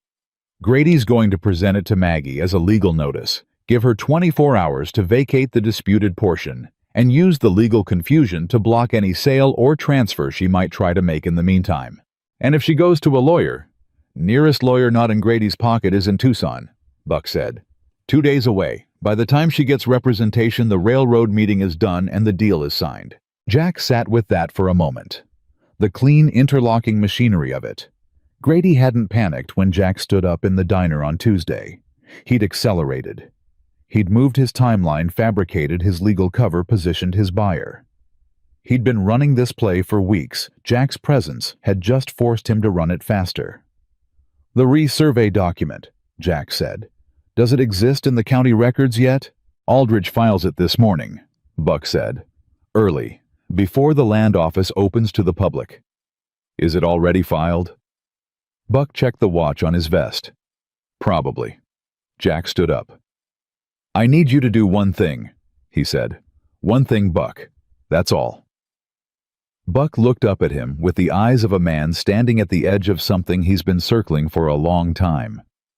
When Grady comes into that diner tomorrow, Jack said, I need you to stay outside. Buck stared at him. That's it, he said. That's it, Jack said. Don't go in with him. Whatever he tells you to do, find a reason to be on the boardwalk. Can you do that? Why? Because what happens inside that diner tomorrow needs witnesses, Jack said. And a witness who's also a deputy, even one who's been compromised, is worth more than no witness at all. He held the young man's gaze. You're not a bad man, Buck. You made bad choices. There's still a difference. But only if you act like there's still a difference. Buck was quiet for a very long time. Grady's going to know, he said. Eventually. He's going to know I talked to you. Eventually, Jack agreed, but by then it won't matter. He left Buck sitting at the corner table with his mostly full glass and the weight of 14 months pressing down on him from every direction. And he walked out into the cold night and stood on the boardwalk for a moment, looking up at a sky full of stars going about their indifferent business. And he thought about what was coming in the morning with the particular focused calm of a man who has accepted that the next 24 hours are going to be the most important of the last 4 years. He went back to his room. He did not sleep. He sat at the window until the first gray edge of dawn touched the eastern sky, and then he dressed carefully and put Earl's letter and Maggie's copies in a secure place in his coat, and settled his hat on his head and walked down the stairs and out into the beginning of Friday. He was at the diner at 6. Maggie was already there. She looked at him when he came through the door the way she'd been looking at him since Tuesday, directly fully without the peripheral carefulness she'd maintained before, and he thought that whatever was going to happen today, at least they were both going into it clear-eyed. "Cody got out," she said. "Before 4 like he said. I heard his horse." "Good," Jack said. "He'll be in Tucson by tomorrow morning if he pushes through." "He'll push through," Jack said. He sat at his table. She brought coffee without being asked, same as every morning, except nothing was the same as every morning. "Grady's bringing a legal document, fabricated resurvey, claiming a boundary error on your deed. It's already filed with Aldridge's office." Maggie set the coffee pot down with a care that suggested she was putting considerable effort into not setting it down harder. "When did you find this out?" she said. "Last night." "Buck Malone." "Yes." She absorbed this, sat down across from him, same as the morning with the documents, now a habit neither of them had remarked upon. "What does the document do?" "Puts a third of your property in legal dispute, blocks any transfer or sale you might try to make while the dispute is unresolved. Buys Grady time to close a deal with a railroad buyer coming in from Tucson this afternoon." He kept his voice even. "Facts, not alarm." She needed facts. "The dispute is fabricated. Aldridge created it with the county seal, which is fraud, which is federal territory, the moment we have a federal officer to present it to. But we don't have one yet," Maggie said. "Cody won't reach Holt until tomorrow at the earliest." "No," Jack said. "We don't have one yet. So today, we buy time," Jack said. "We don't let Grady panic you or force you into a response that closes your options. Whatever he presents, whatever he says, you acknowledge receipt and nothing else. No signature, no agreement, no concession." "I know how to say no," Maggie said. "I know you do," Jack said. "I'm saying it for my benefit as much as yours." Something in her expression shifted the very edge of that not-quite smile again. Then it was gone, replaced by the serious calm she'd been wearing all morning. "What about you?" she said. "What about me? What are you going to do when he comes in?" "Whatever needs doing," he said. "That's not an answer. It's the only honest one I have," he said. "I don't know what he'll bring with him. I know what I'll do if he keeps it to words and paper. I know what I'll do if he doesn't." She looked at him steadily. "I don't want anyone hurt on my account." "I know." "I mean it, Jack." His name in her mouth landed differently than he'd expected. Quietly, like a door opening to a room he'd forgotten existed. "I know you mean it," he said. "But some things aren't entirely up to the people they're on account of." She held his gaze for another moment.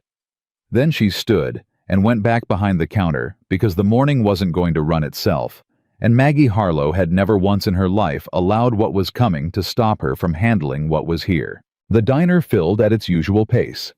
Cody's absence was noted by no one out loud, but Jack saw Maggie register it, the empty Tuesday table, the untouched seat, and he saw her file it away, under the same careful discipline she applied to everything.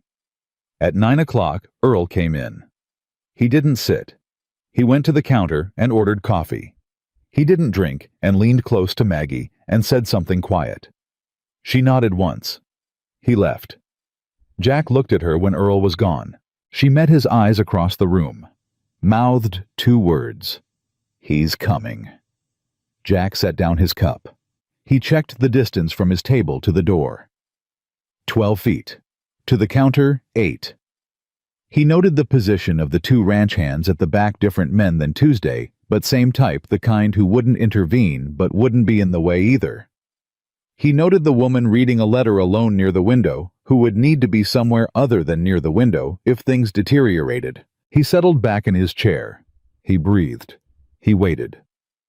Grady came through the door at 9:14. He came with Decker and Fossey behind him, the two men from the boardwalk yesterday, and the change from Tuesday was immediately apparent to anyone paying attention. On Tuesday, Grady had come alone, which was arrogance. Today, he'd brought men, which was something else, planning or fear or both wearing each other's clothes. He crossed the room to the counter. He was carrying a leather document folder.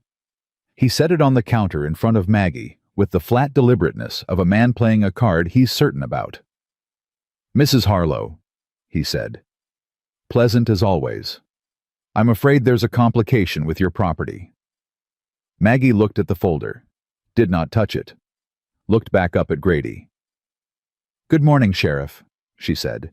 He opened the folder himself, slid the document toward her.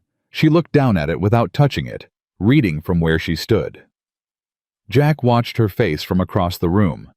She was processing fast, line by line, and he could see the moment she understood what she was reading, because her jaw tightened exactly once and then deliberately released. "A boundary dispute," she said. "A surveying error in your original deed," Grady said. "Identified by the county land commissioner in a routine re-examination. Standard procedure." He spread his hands. "I'm sure it's an inconvenience, but these things happen. The disputed portion is currently frozen pending resolution." "Who authorized the re-examination?" Maggie asked. Grady paused, just briefly. "The county land office conducts routine." "Which is Thomas Aldridge's office," Maggie said. "Your brother-in-law." A beat of silence. "That's not a relevant consideration," Grady said. His pleasant voice had developed an edge the way a good knife develops a nick when it strikes something harder than expected. "I think it's extremely relevant," Maggie said. She still hadn't touched the document. "I'd like to have this examined by an independent surveyor before I acknowledge any dispute." "You have 24 hours to..." "I have the right to legal counsel and independent verification before signing or acknowledging anything," Maggie said. "That's territorial law, Sheriff, even out here." Grady's jaw moved. Jack was on his feet. Not fast, never fast, but already moving when Grady took the half-step that closed the distance between him and the counter. The half-step that said the pleasantness was done, and what came after it wouldn't be filed under conversation. "Mrs. Harlow," Grady said, and his voice had dropped to something private and cold. "I have been patient with you for 14 months. I have made you 4 reasonable offers. I have given you every courtesy available to me. What's happening now is not a request." "Take your hands off the counter," Jack said. He was 6 feet away. He hadn't raised his voice. He didn't need to. Grady turned. Decker and Fossey moved just slightly, the professional adjustment of men positioning themselves. Jack noted it without looking directly at them, the peripheral awareness of someone who had spent years knowing where the threat was without announcing that he knew. "Callahan," Grady said. His voice was very quiet. "You are making the worst mistake of your life." "I've made worse," Jack said. "None of them involved standing still while a woman was threatened in her own place." He kept his eyes on Grady. "The document on that counter is fraudulent. The resurvey was conducted by a county commissioner with a documented financial interest in this property. That makes it fraud, which makes it a federal matter, not territorial." He let that sit for exactly 1 second. "The federal marshal's office in Tucson is already aware." The room went very still. Not the scared stillness of Tuesday. Something different. The stillness of people who had been holding their breath for a long time and had just heard something that made them wonder if breathing might be possible again. Grady stared at Jack with those pale eyes. "You're bluffing," he said. "I reckon you could assume that," Jack said, "and wait and see. Or you could look at the evidence and make a better decision." He tilted his head slightly. "Evidence like an 1877 survey report signed by R.P. Aldridge establishing the Cartwright Creek water rights." Evidence like an incorporation document for Valley Water Associates registered under your mother's name in 1878, which transferred the controlling interest in those same water rights to her estate and subsequently to you. He paused. Evidence like the field notes and survey coordinates from a man named Daniel Harlow documented 2 years ago and sent to the territorial office in Santa Fe describing the original survey marker he found in that creek bed. One more pause. The one you killed him to stop him from reporting. The color left Grady's face, not slowly, all at once like a lamp going out. Decker took a step toward Jack. Just one. Don't, Jack said. He didn't look at Decker. He said it the way you say something true, without emphasis, without drama, with complete certainty. Decker stopped. Fosse had gone very still. In the doorway, not in the room. Boot heels on the boardwalk, and nothing more. Buck Malone standing outside as Jack had asked hand on his own doorframe, not entering, not leaving bearing witness to a scene that was arranging itself into something he would have to testify to eventually, and seemed to know it. Grady looked at Jack. For the first time in as long as anyone in Red Rock could probably remember, Royce Grady looked at someone and did not find the ground where he expected it to be.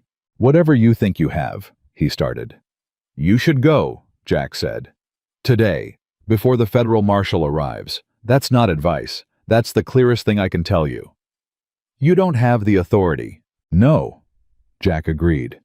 "But Marshal Holt does, and he's going to have everything I described with documentation and field evidence inside of 48 hours.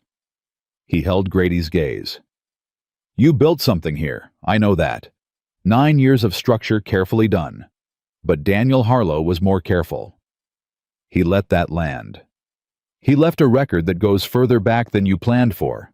That's not something you can resurvey your way out of." Grady's breath came out slow and audible through his nose. He looked at Maggie. She was looking back at him with those dark, steady eyes. Both hands flat on the counter, chin level. The same posture she'd had on Tuesday, except Tuesday, she'd been keeping herself together against impact. And today, she was just standing there. Still. Certain. Like a woman who had decided a long time ago that this was her counter and her diner and her land, and she was not moving. Grady picked up the document folder. He closed it. He looked at Jack one more time. "You have no idea what you've started," he said. "I think Daniel Harlow started it," Jack said. "I'm just finishing what he left." Grady walked to the door. Decker and Fosse fell in behind him, the automatic choreography of men following, because following is what they do. At the door, Grady paused. Didn't turn around. "This isn't over," he said. "I know," Jack said. The door closed. The sound of spurs faded. Nobody in the diner moved for a full 5 seconds. Then the woman near the window let out a breath she'd been holding so long her whole body shook with it. The ranch hands at the back exchanged a look that was almost disbelief. Earl, who had come in at some point during the confrontation and taken up a position near the wall with the quiet deliberateness of an old man who knows how to place himself in a room without being noticed, let his shoulders drop 2 full inches. Maggie stood behind the counter. She was looking at Jack. Her hands were still flat on the wood, but her face had done something not broken, nothing so dramatic as that. More like a door had opened somewhere behind her eyes just slightly, just enough to let something out that had been waiting a long time to leave. "He took the document," she said. "I know," Jack said. "It doesn't matter. The fraud is in the filing. Aldridge signed it with a county seal. That record exists whether he takes the copy back or not." She nodded slowly. "You told him Holt already has the evidence," she said. "Yes." "He doesn't yet. Cody's still writing." "Yes," Jack said. She looked at him steadily. "That was a bluff," she said. "The best ones always are," he said. Something crossed her face, then something complicated and warm, and entirely unguarded the expression of a woman who has been holding a very heavy thing alone for a very long time, and has just been reminded that she doesn't have to be alone while she's holding it. She turned away before it resolved into anything she'd have to put words to. Picked up the coffee pot. began making a fresh round for a diner full of people who looked like they could use one. Jack sat back down at his table. His hands were steady. Outside he heard the sound of Grady's boots cross the boardwalk and stop, and then the low, urgent sound of voices Grady and someone else too quiet to hear through the glass. Jack watched the window.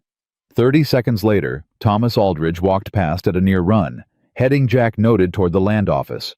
Going to check on something. Going to confirm whether what Jack had described actually existed. Going to find out whether 14 months of careful planning had just been undermined by a dead man's field notebook and an old bartender's kept letter, and a woman who refused against every pressure brought to bear against her to simply let go. Jack drank his coffee. He thought about Cody on the road to Tucson, pushing hard through cold morning air with a packet of documents inside his coat that had cost one man his life and 14 months of a woman's grief to assemble. He thought about what Grady had said on his way out the door. "You have no idea what you've started." He was wrong about that. Jack knew exactly what he'd started. The question now was what Grady was going to do in the hours before it was too late to do anything at all, and whether the thing he chose to do was going to require Jack to finish this in ways he'd spent 4 years, 2 months, and 11 days trying to leave behind. He suspected it was. He sat with his coffee and waited to find out. Thomas Aldridge came out of the land office 11 minutes after he went in.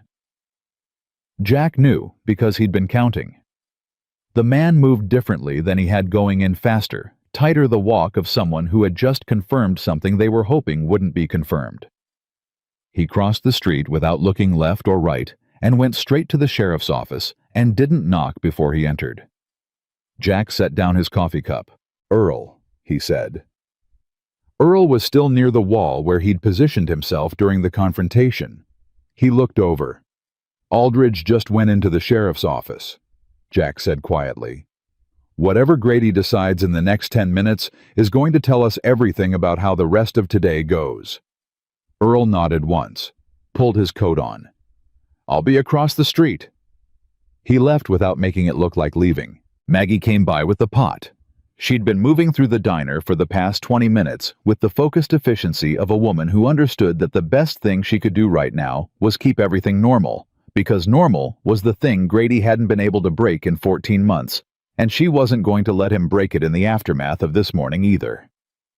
"Aldridge went to Grady," Jack said low enough for only her. She poured without her hand shaking. "What does that mean?" "It means Grady now knows the evidence is real," Jack said, "which changes his options. He can't paper his way out of this anymore. He either runs or he escalates. Which will he do?" Jack looked at the sheriff's office across the street, the door still closed, the window dark. "He'll escalate first," Jack said. "Men like Grady don't choose retreat until retreat is the only door left. Right now he thinks he still has doors. Does he?" "One," Jack said. "If he destroys the original evidence before Holt arrives, he might be able to claim the documents are fabricated. Buy himself enough time to disappear cleanly." He looked at her directly. "The originals, Maggie. Where exactly did you hide them?" "Floorboard bedroom, left side near the window," she said. Same words she'd used the first morning. "I moved them last night. Loose board behind the kitchen stove, now you'd have to know it was there. Does anyone else know the house layout?" "Buck Malone searched it 8 months ago," she said. "After the third rejected offer. Grady sent him with a noise complaint as an excuse." Her jaw tightened at the memory. "He didn't find anything, but he knows the house." Jack stood up. "Go to the back," he said. "Stay away from the front window. If anyone comes through that door in the next hour who isn't me or Earl, go out the back and don't stop moving." He held her gaze. "I mean it." She looked at him with those steady eyes, and he could see her working through the calculation, the part of her that wanted to stand her ground against the part that understood when standing ground was strategy, and when it was just stubbornness wearing strategy's clothes. "All right," she said. She went to the back. Jack walked out the front door. He crossed the street in the open, not hurrying, and he took up a position on the boardwalk outside the general store with a clear line to the sheriff's office door, and he stood there with his hands loose at his sides and waited. 6 minutes later, the door opened. Grady came out first, then Aldridge, then Decker and Fossey, and behind them, moving with the reluctant compliance of a man who had run out of internal argument, Buck Malone. They stood on the boardwalk in a cluster, and Grady said something short, and Decker and Fossey separated from the group and started walking not toward the diner, toward the south end of town, toward the residential street where Maggie's house was. Jack moved. He was off the boardwalk and cutting across the street at an angle that would intercept Decker before the man had gone half a block, and Decker saw him coming and stopped and put his hand near his hip in the professional way of someone who has done this before and isn't alarmed by it. "Where are you going?" Jack said. "That's county business," Decker said. "County business is the land office," Jack said. "Which is that direction? You're walking this direction, which is toward a private residence." He stopped 6 feet away, same distance as always. Close enough to be clear about the conversation, far enough to have options. "What's in that house that Royce Grady needs badly enough to send 2 men for on a Friday morning?" Decker smiled. It had none of Buck's practiced pleasantness. It was the smile of a man who has been given permission to stop pretending. "Step aside, Callahan," he said. "No," Jack said. Fossey had come around the left. Jack had expected that. He turned 45 degrees, keeping both men in his field of vision, neither of them behind him, and he felt the familiar cold settling that happened when a situation moved from talk into something else entirely. Not fear, the opposite of fear. The specific calm that had always arrived unbidden and reliable in the moments when everything simplified down to the next 3 seconds. "Last chance," Decker said. "That's what people keep telling me," Jack said. Decker reached for his gun. What happened next took 4 seconds and was not clean and was not dramatic. Jack closed the distance before Decker's weapon cleared the holster, took the man's gun hand at the wrist, and used Decker's own forward momentum against him, in the economical way of someone who had learned long ago that the fastest way to end a physical confrontation is to end it before it becomes one. Decker went down hard. Jack had the gun. He turned. Fossey had his weapon out and leveled. They stood looking at each other. "Put it down," Jack said, "or use it, but decide now because I've got no interest in waiting." Fossey was breathing fast. His eyes moved to Decker on the ground, to the gun in Jack's hand, to the street around them, calculating odds and not liking the numbers. He lowered his weapon. "Smart," Jack said. He heard boots behind him and turned to find Buck Malone 6 steps away, not running, walking with the deliberate pace of a man who had made a decision somewhere in the last 60 seconds and was now living inside it. Buck looked at Decker on the ground, looked at Fossey, looked at Jack. "Grady sent them for the house," Buck said. It wasn't a question. "Yes," Jack said. Buck turned to Fossey. "Give me your weapon." His voice had changed. Something official had come back into it, something that had apparently been buried under layers of compromise and hadn't entirely died. "Both of you are under citizen detention pending federal inquiry. You have the right to—" "Buck," Jack said. Buck stopped. "Grady's still out there," Jack said. They both looked back toward the sheriff's office. Grady was gone. So was Aldridge.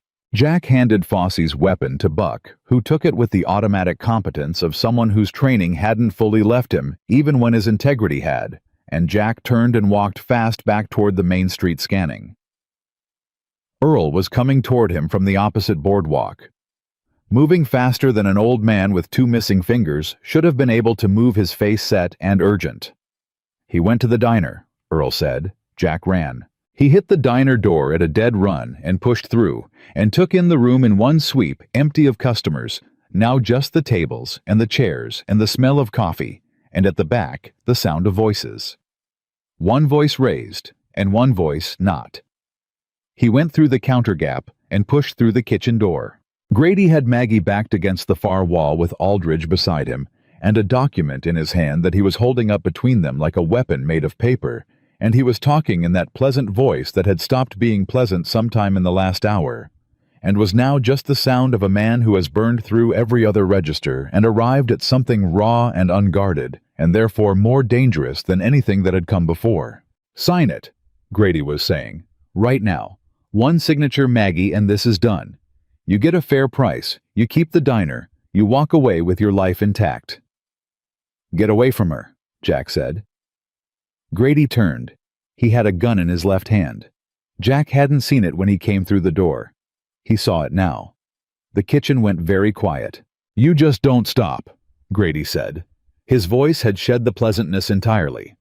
What was underneath it was tired and mean and frightened in the specific way of a man who can see the end of something he's spent his life building and cannot accept the sight of it. "I have given you every opportunity to walk away from this. I told you don't know what you started." "Daniel Harlow started it," Jack said. He kept his eyes on Grady's gun hand. "You finished him, but you couldn't finish what he left behind." He moved one step into the room, angled slightly, putting himself between Grady and Maggie, the way water finds the space between things. "And you can't finish it now. Cody Walker reached Tucson this morning. Marshal Holt has everything: the survey report, the incorporation documents, Daniel's field notebook, his letter to the Santa Fe office." He paused. "It's done, Grady. The only thing left to decide is how it ends for you." Grady's gun hand was steady, but his breathing wasn't. Aldridge made a sound something between a word and a gasp, and took one step backward toward the door. Nobody stopped him. He wasn't the problem in this room. "You can't prove I had anything to do with Daniel Harlow," Grady said. "Buck Malone can," Jack said. The words landed like a physical thing. Grady's face went through several expressions in rapid succession: disbelief, calculation, fury, and settled on something that was all three at once, layered and ugly. "Buck would never—" "Buck already did," Jack said.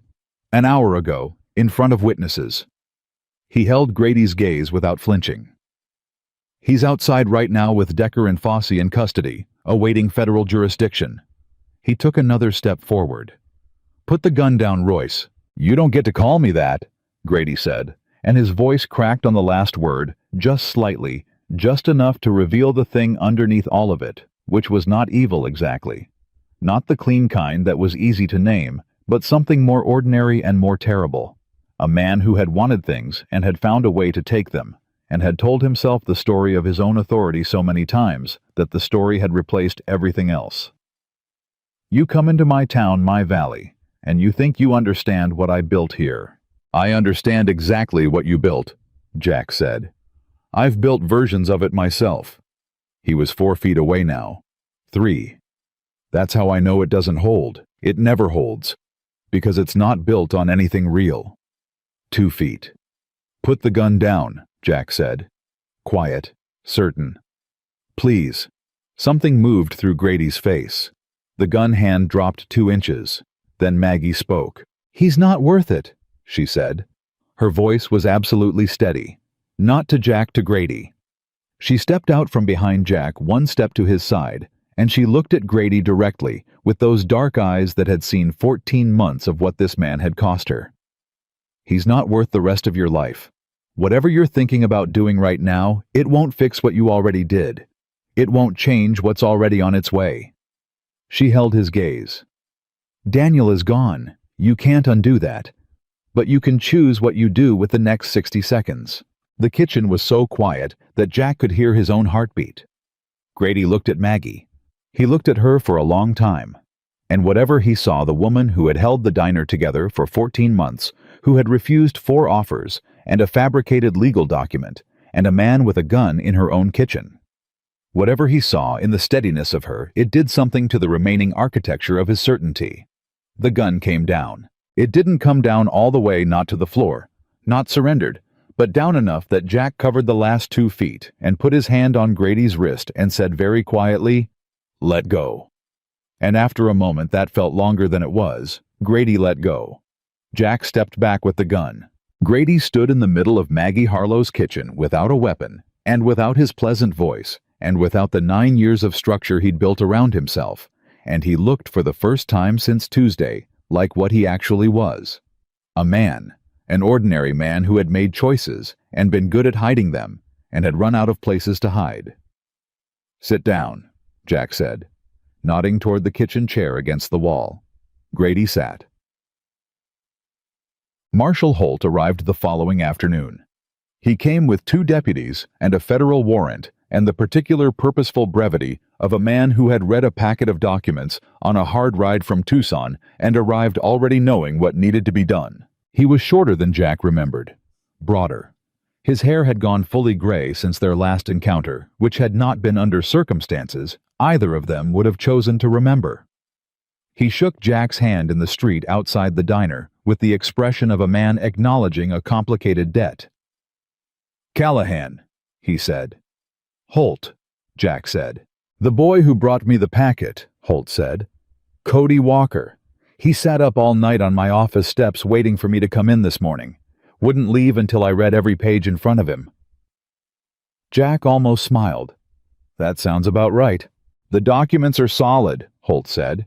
"Better than solid. The field notebook alone is enough to open a federal investigation into the water rights transfer. The incorporation documents connect Grady to Valley Water Associates through his mother's estate that's wire fraud, land fraud, abuse of office." He paused. "And the deputy, Malone. His statement about the Harlow inquiry is—" He shook his head slightly. "It's going to be a long case." "Is it enough?" Jack asked. "It's more than enough," Holt said. "Daniel Harlow built a better case than most lawyers I know." He looked at the diner door. "She know how good her husband was at this." "She's starting to," Jack said. Holt went in. Jack stayed on the boardwalk for a moment. He looked at the sheriff's office door open, Grady inside with Buck Malone standing outside it in an inversion of their usual positions that would have been almost funny if the reason for it weren't what it was. Buck had been steady since the kitchen.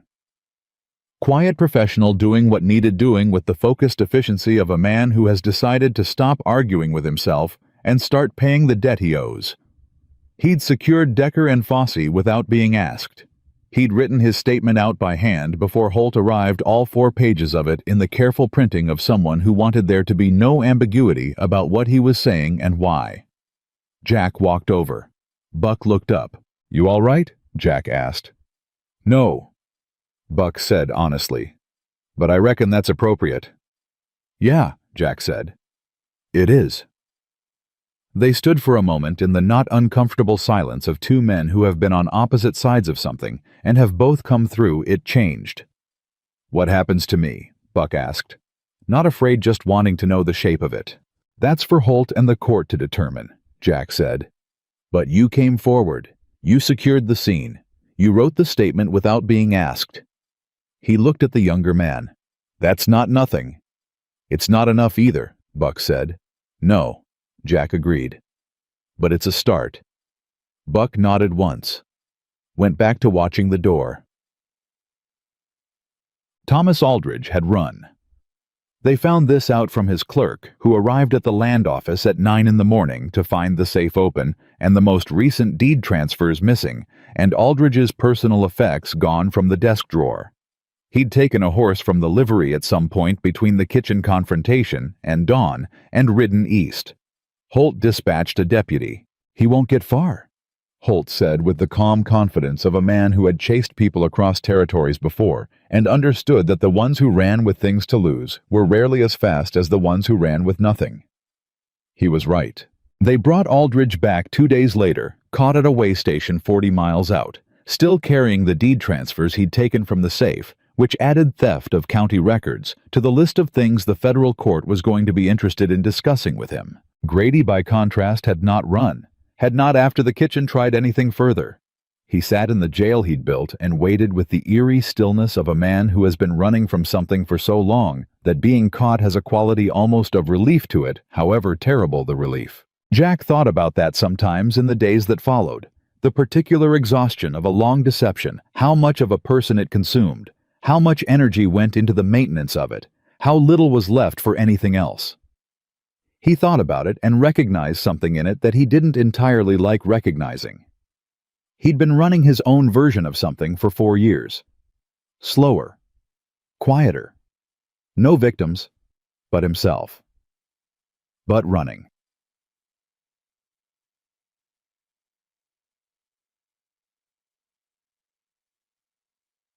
On the third day after Holt's arrival, Maggie closed the diner at noon. She didn't announce it or explain it. She flipped the sign, locked the door, untied her apron, and walked out the back. Jack, who had been at his table drinking his third cup of coffee, because there was nowhere else he was supposed to be, and the diner was where he'd come to understand what staying somewhere felt like, heard the back door close and sat with the silence for a moment. Then he got up and went out the front and walked around the building. She was sitting on the step behind the diner, with her hands folded in her lap, and her face turned up and her eyes closed, and she was doing something he'd never seen her do in 3.5 months, which was nothing. Just sitting. Just being still without purpose or efficiency or the armor of industry around her. He sat on the step beside her, a few feet of distance between them, and didn't say anything. After a while, she said without opening her eyes, "Holt told me they found Daniel's original letter in the Santa Fe office, filed and received, never acted on." A pause. "The clerk who received it has a brother-in-law who works for the Territorial Land Commission. It went in the pile and stayed there." "I'm sorry," Jack said. "If someone had acted on it 14 months ago." She stopped, opened her eyes, looked at the middle distance with the expression of a woman who has run this particular calculation before and knows where it ends. "I keep doing that. The if. It doesn't go anywhere useful." "No," Jack said. "It doesn't." She was quiet for a moment. "Daniel knew the system might fail him," she said. "That's why he told Earl. That's why he told me. He built redundancy into it the same way he built redundancy into the water channels on the property, because he knew that any single path might fail, but enough paths wouldn't all fail at once." She looked at her hands. "He was smarter than I gave him credit for sometimes. Isn't that a terrible thing to realize?" "Not terrible," Jack said. "Human." She looked at him sideways. Something in her expression had shifted since the kitchen, since she'd told Grady he wasn't worth it in that steady, certain voice. She'd put something down. He could see the absence of it in her face, the way you can see where a stone sat after someone moves it, the grass beneath pressed flat, slowly recovering. "What are you going to do?" she asked. "Now." He'd been thinking about that. "I need to write a letter," he said. She waited. "To my daughter," he said. She didn't say anything. She didn't arrange her face into an expression of encouragement or approval. She just received the information with the same directness she applied to everything, and somehow that was the right response. "It's been 15 years, he said. "I don't know if she'll answer." "You don't know that she won't," Maggie said. "No," he said. "I don't know that." They sat with that for a while. "Will you stay?" she asked. Quiet. Not heavy with implication, just the actual question. He looked at her. He thought about the 4 years of drifting that had brought him here. The careful discipline of being nothing. The window table, and the coffee, and the slow accumulation of mornings in a place where someone had treated him with ordinary human decency and not asked him to explain himself and what that had done to him quietly, without his noticing, until it was already done. He thought about Daniel Harlow, who had loved his wife in the plain, unglamorous way of decent men, and had died trying to protect what was hers, and had been smart enough and careful enough to make sure the truth outlasted him. He thought about Ellie, a doctor somewhere in Colorado, eyes like her mother, stubbornness like him. He hadn't earned the right to her forgiveness, but maybe he'd earned the right to try. "For a while," he said. "Yes." Something moved across Maggie's face, warm and private, and quickly returned to its usual composure, but there long enough to see. "Good," she said simply. She stood up, smoothed her apron, the gesture he'd learned to recognize the gathering of herself back into motion. She looked down at him still sitting on the step, and there was something in how she looked at him that had no name he wanted to give it yet, but that he intended for the first time in 4 years to let exist without covering it over. "I'm going to reopen it too," she said. "I could use someone to manage the counter while I do the accounts." "I don't know anything about running a counter," he said. "You know how to pour coffee?" she said. "That's most of it." He stood up. She went back inside. He followed. The letter to Holt took 3 days to wind through official channels and come back as confirmation. The federal investigation was open. The indictments were being drafted. The railroad meeting had been canceled, and the buyer from Tucson had quietly distanced himself from any association with Grady or Aldridge, with the practiced efficiency of a man whose business depended on not being near collapsing things when they collapsed. Grady was transferred to federal custody on a Thursday 2 weeks to the day after he'd walked into Harlow's diner and struck a woman across the face in front of 6 witnesses who hadn't moved. Buck Malone's cooperation was noted in Holt's report.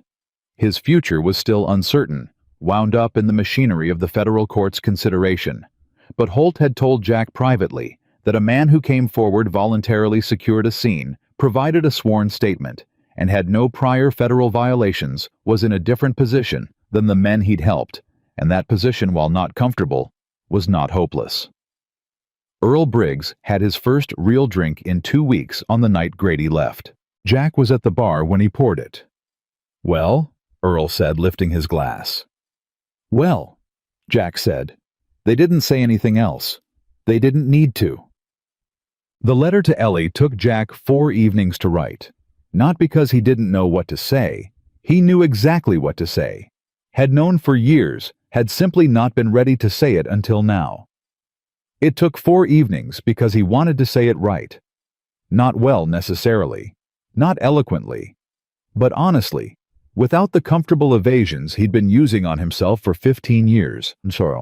He told her where he was, what had happened. Not in detail, she didn't need his accounting of someone else's redemption. He told her he'd been drifting and had stopped, and that he understood if that meant nothing to her, and that he wasn't writing to ask for anything except the chance to know she was well.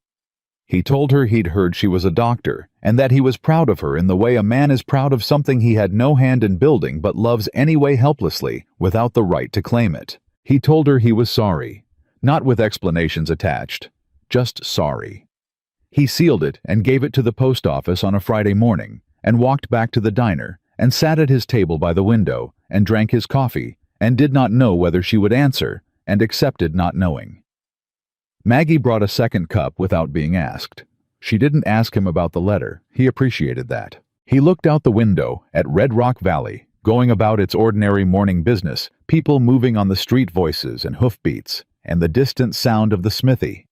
And he thought about how a town could look the same from a distance and be entirely different inside. He thought about Cody, who had ridden 40 miles in the dark with federal documents in his coat and sat on a marshal's steps all night to make sure they were read.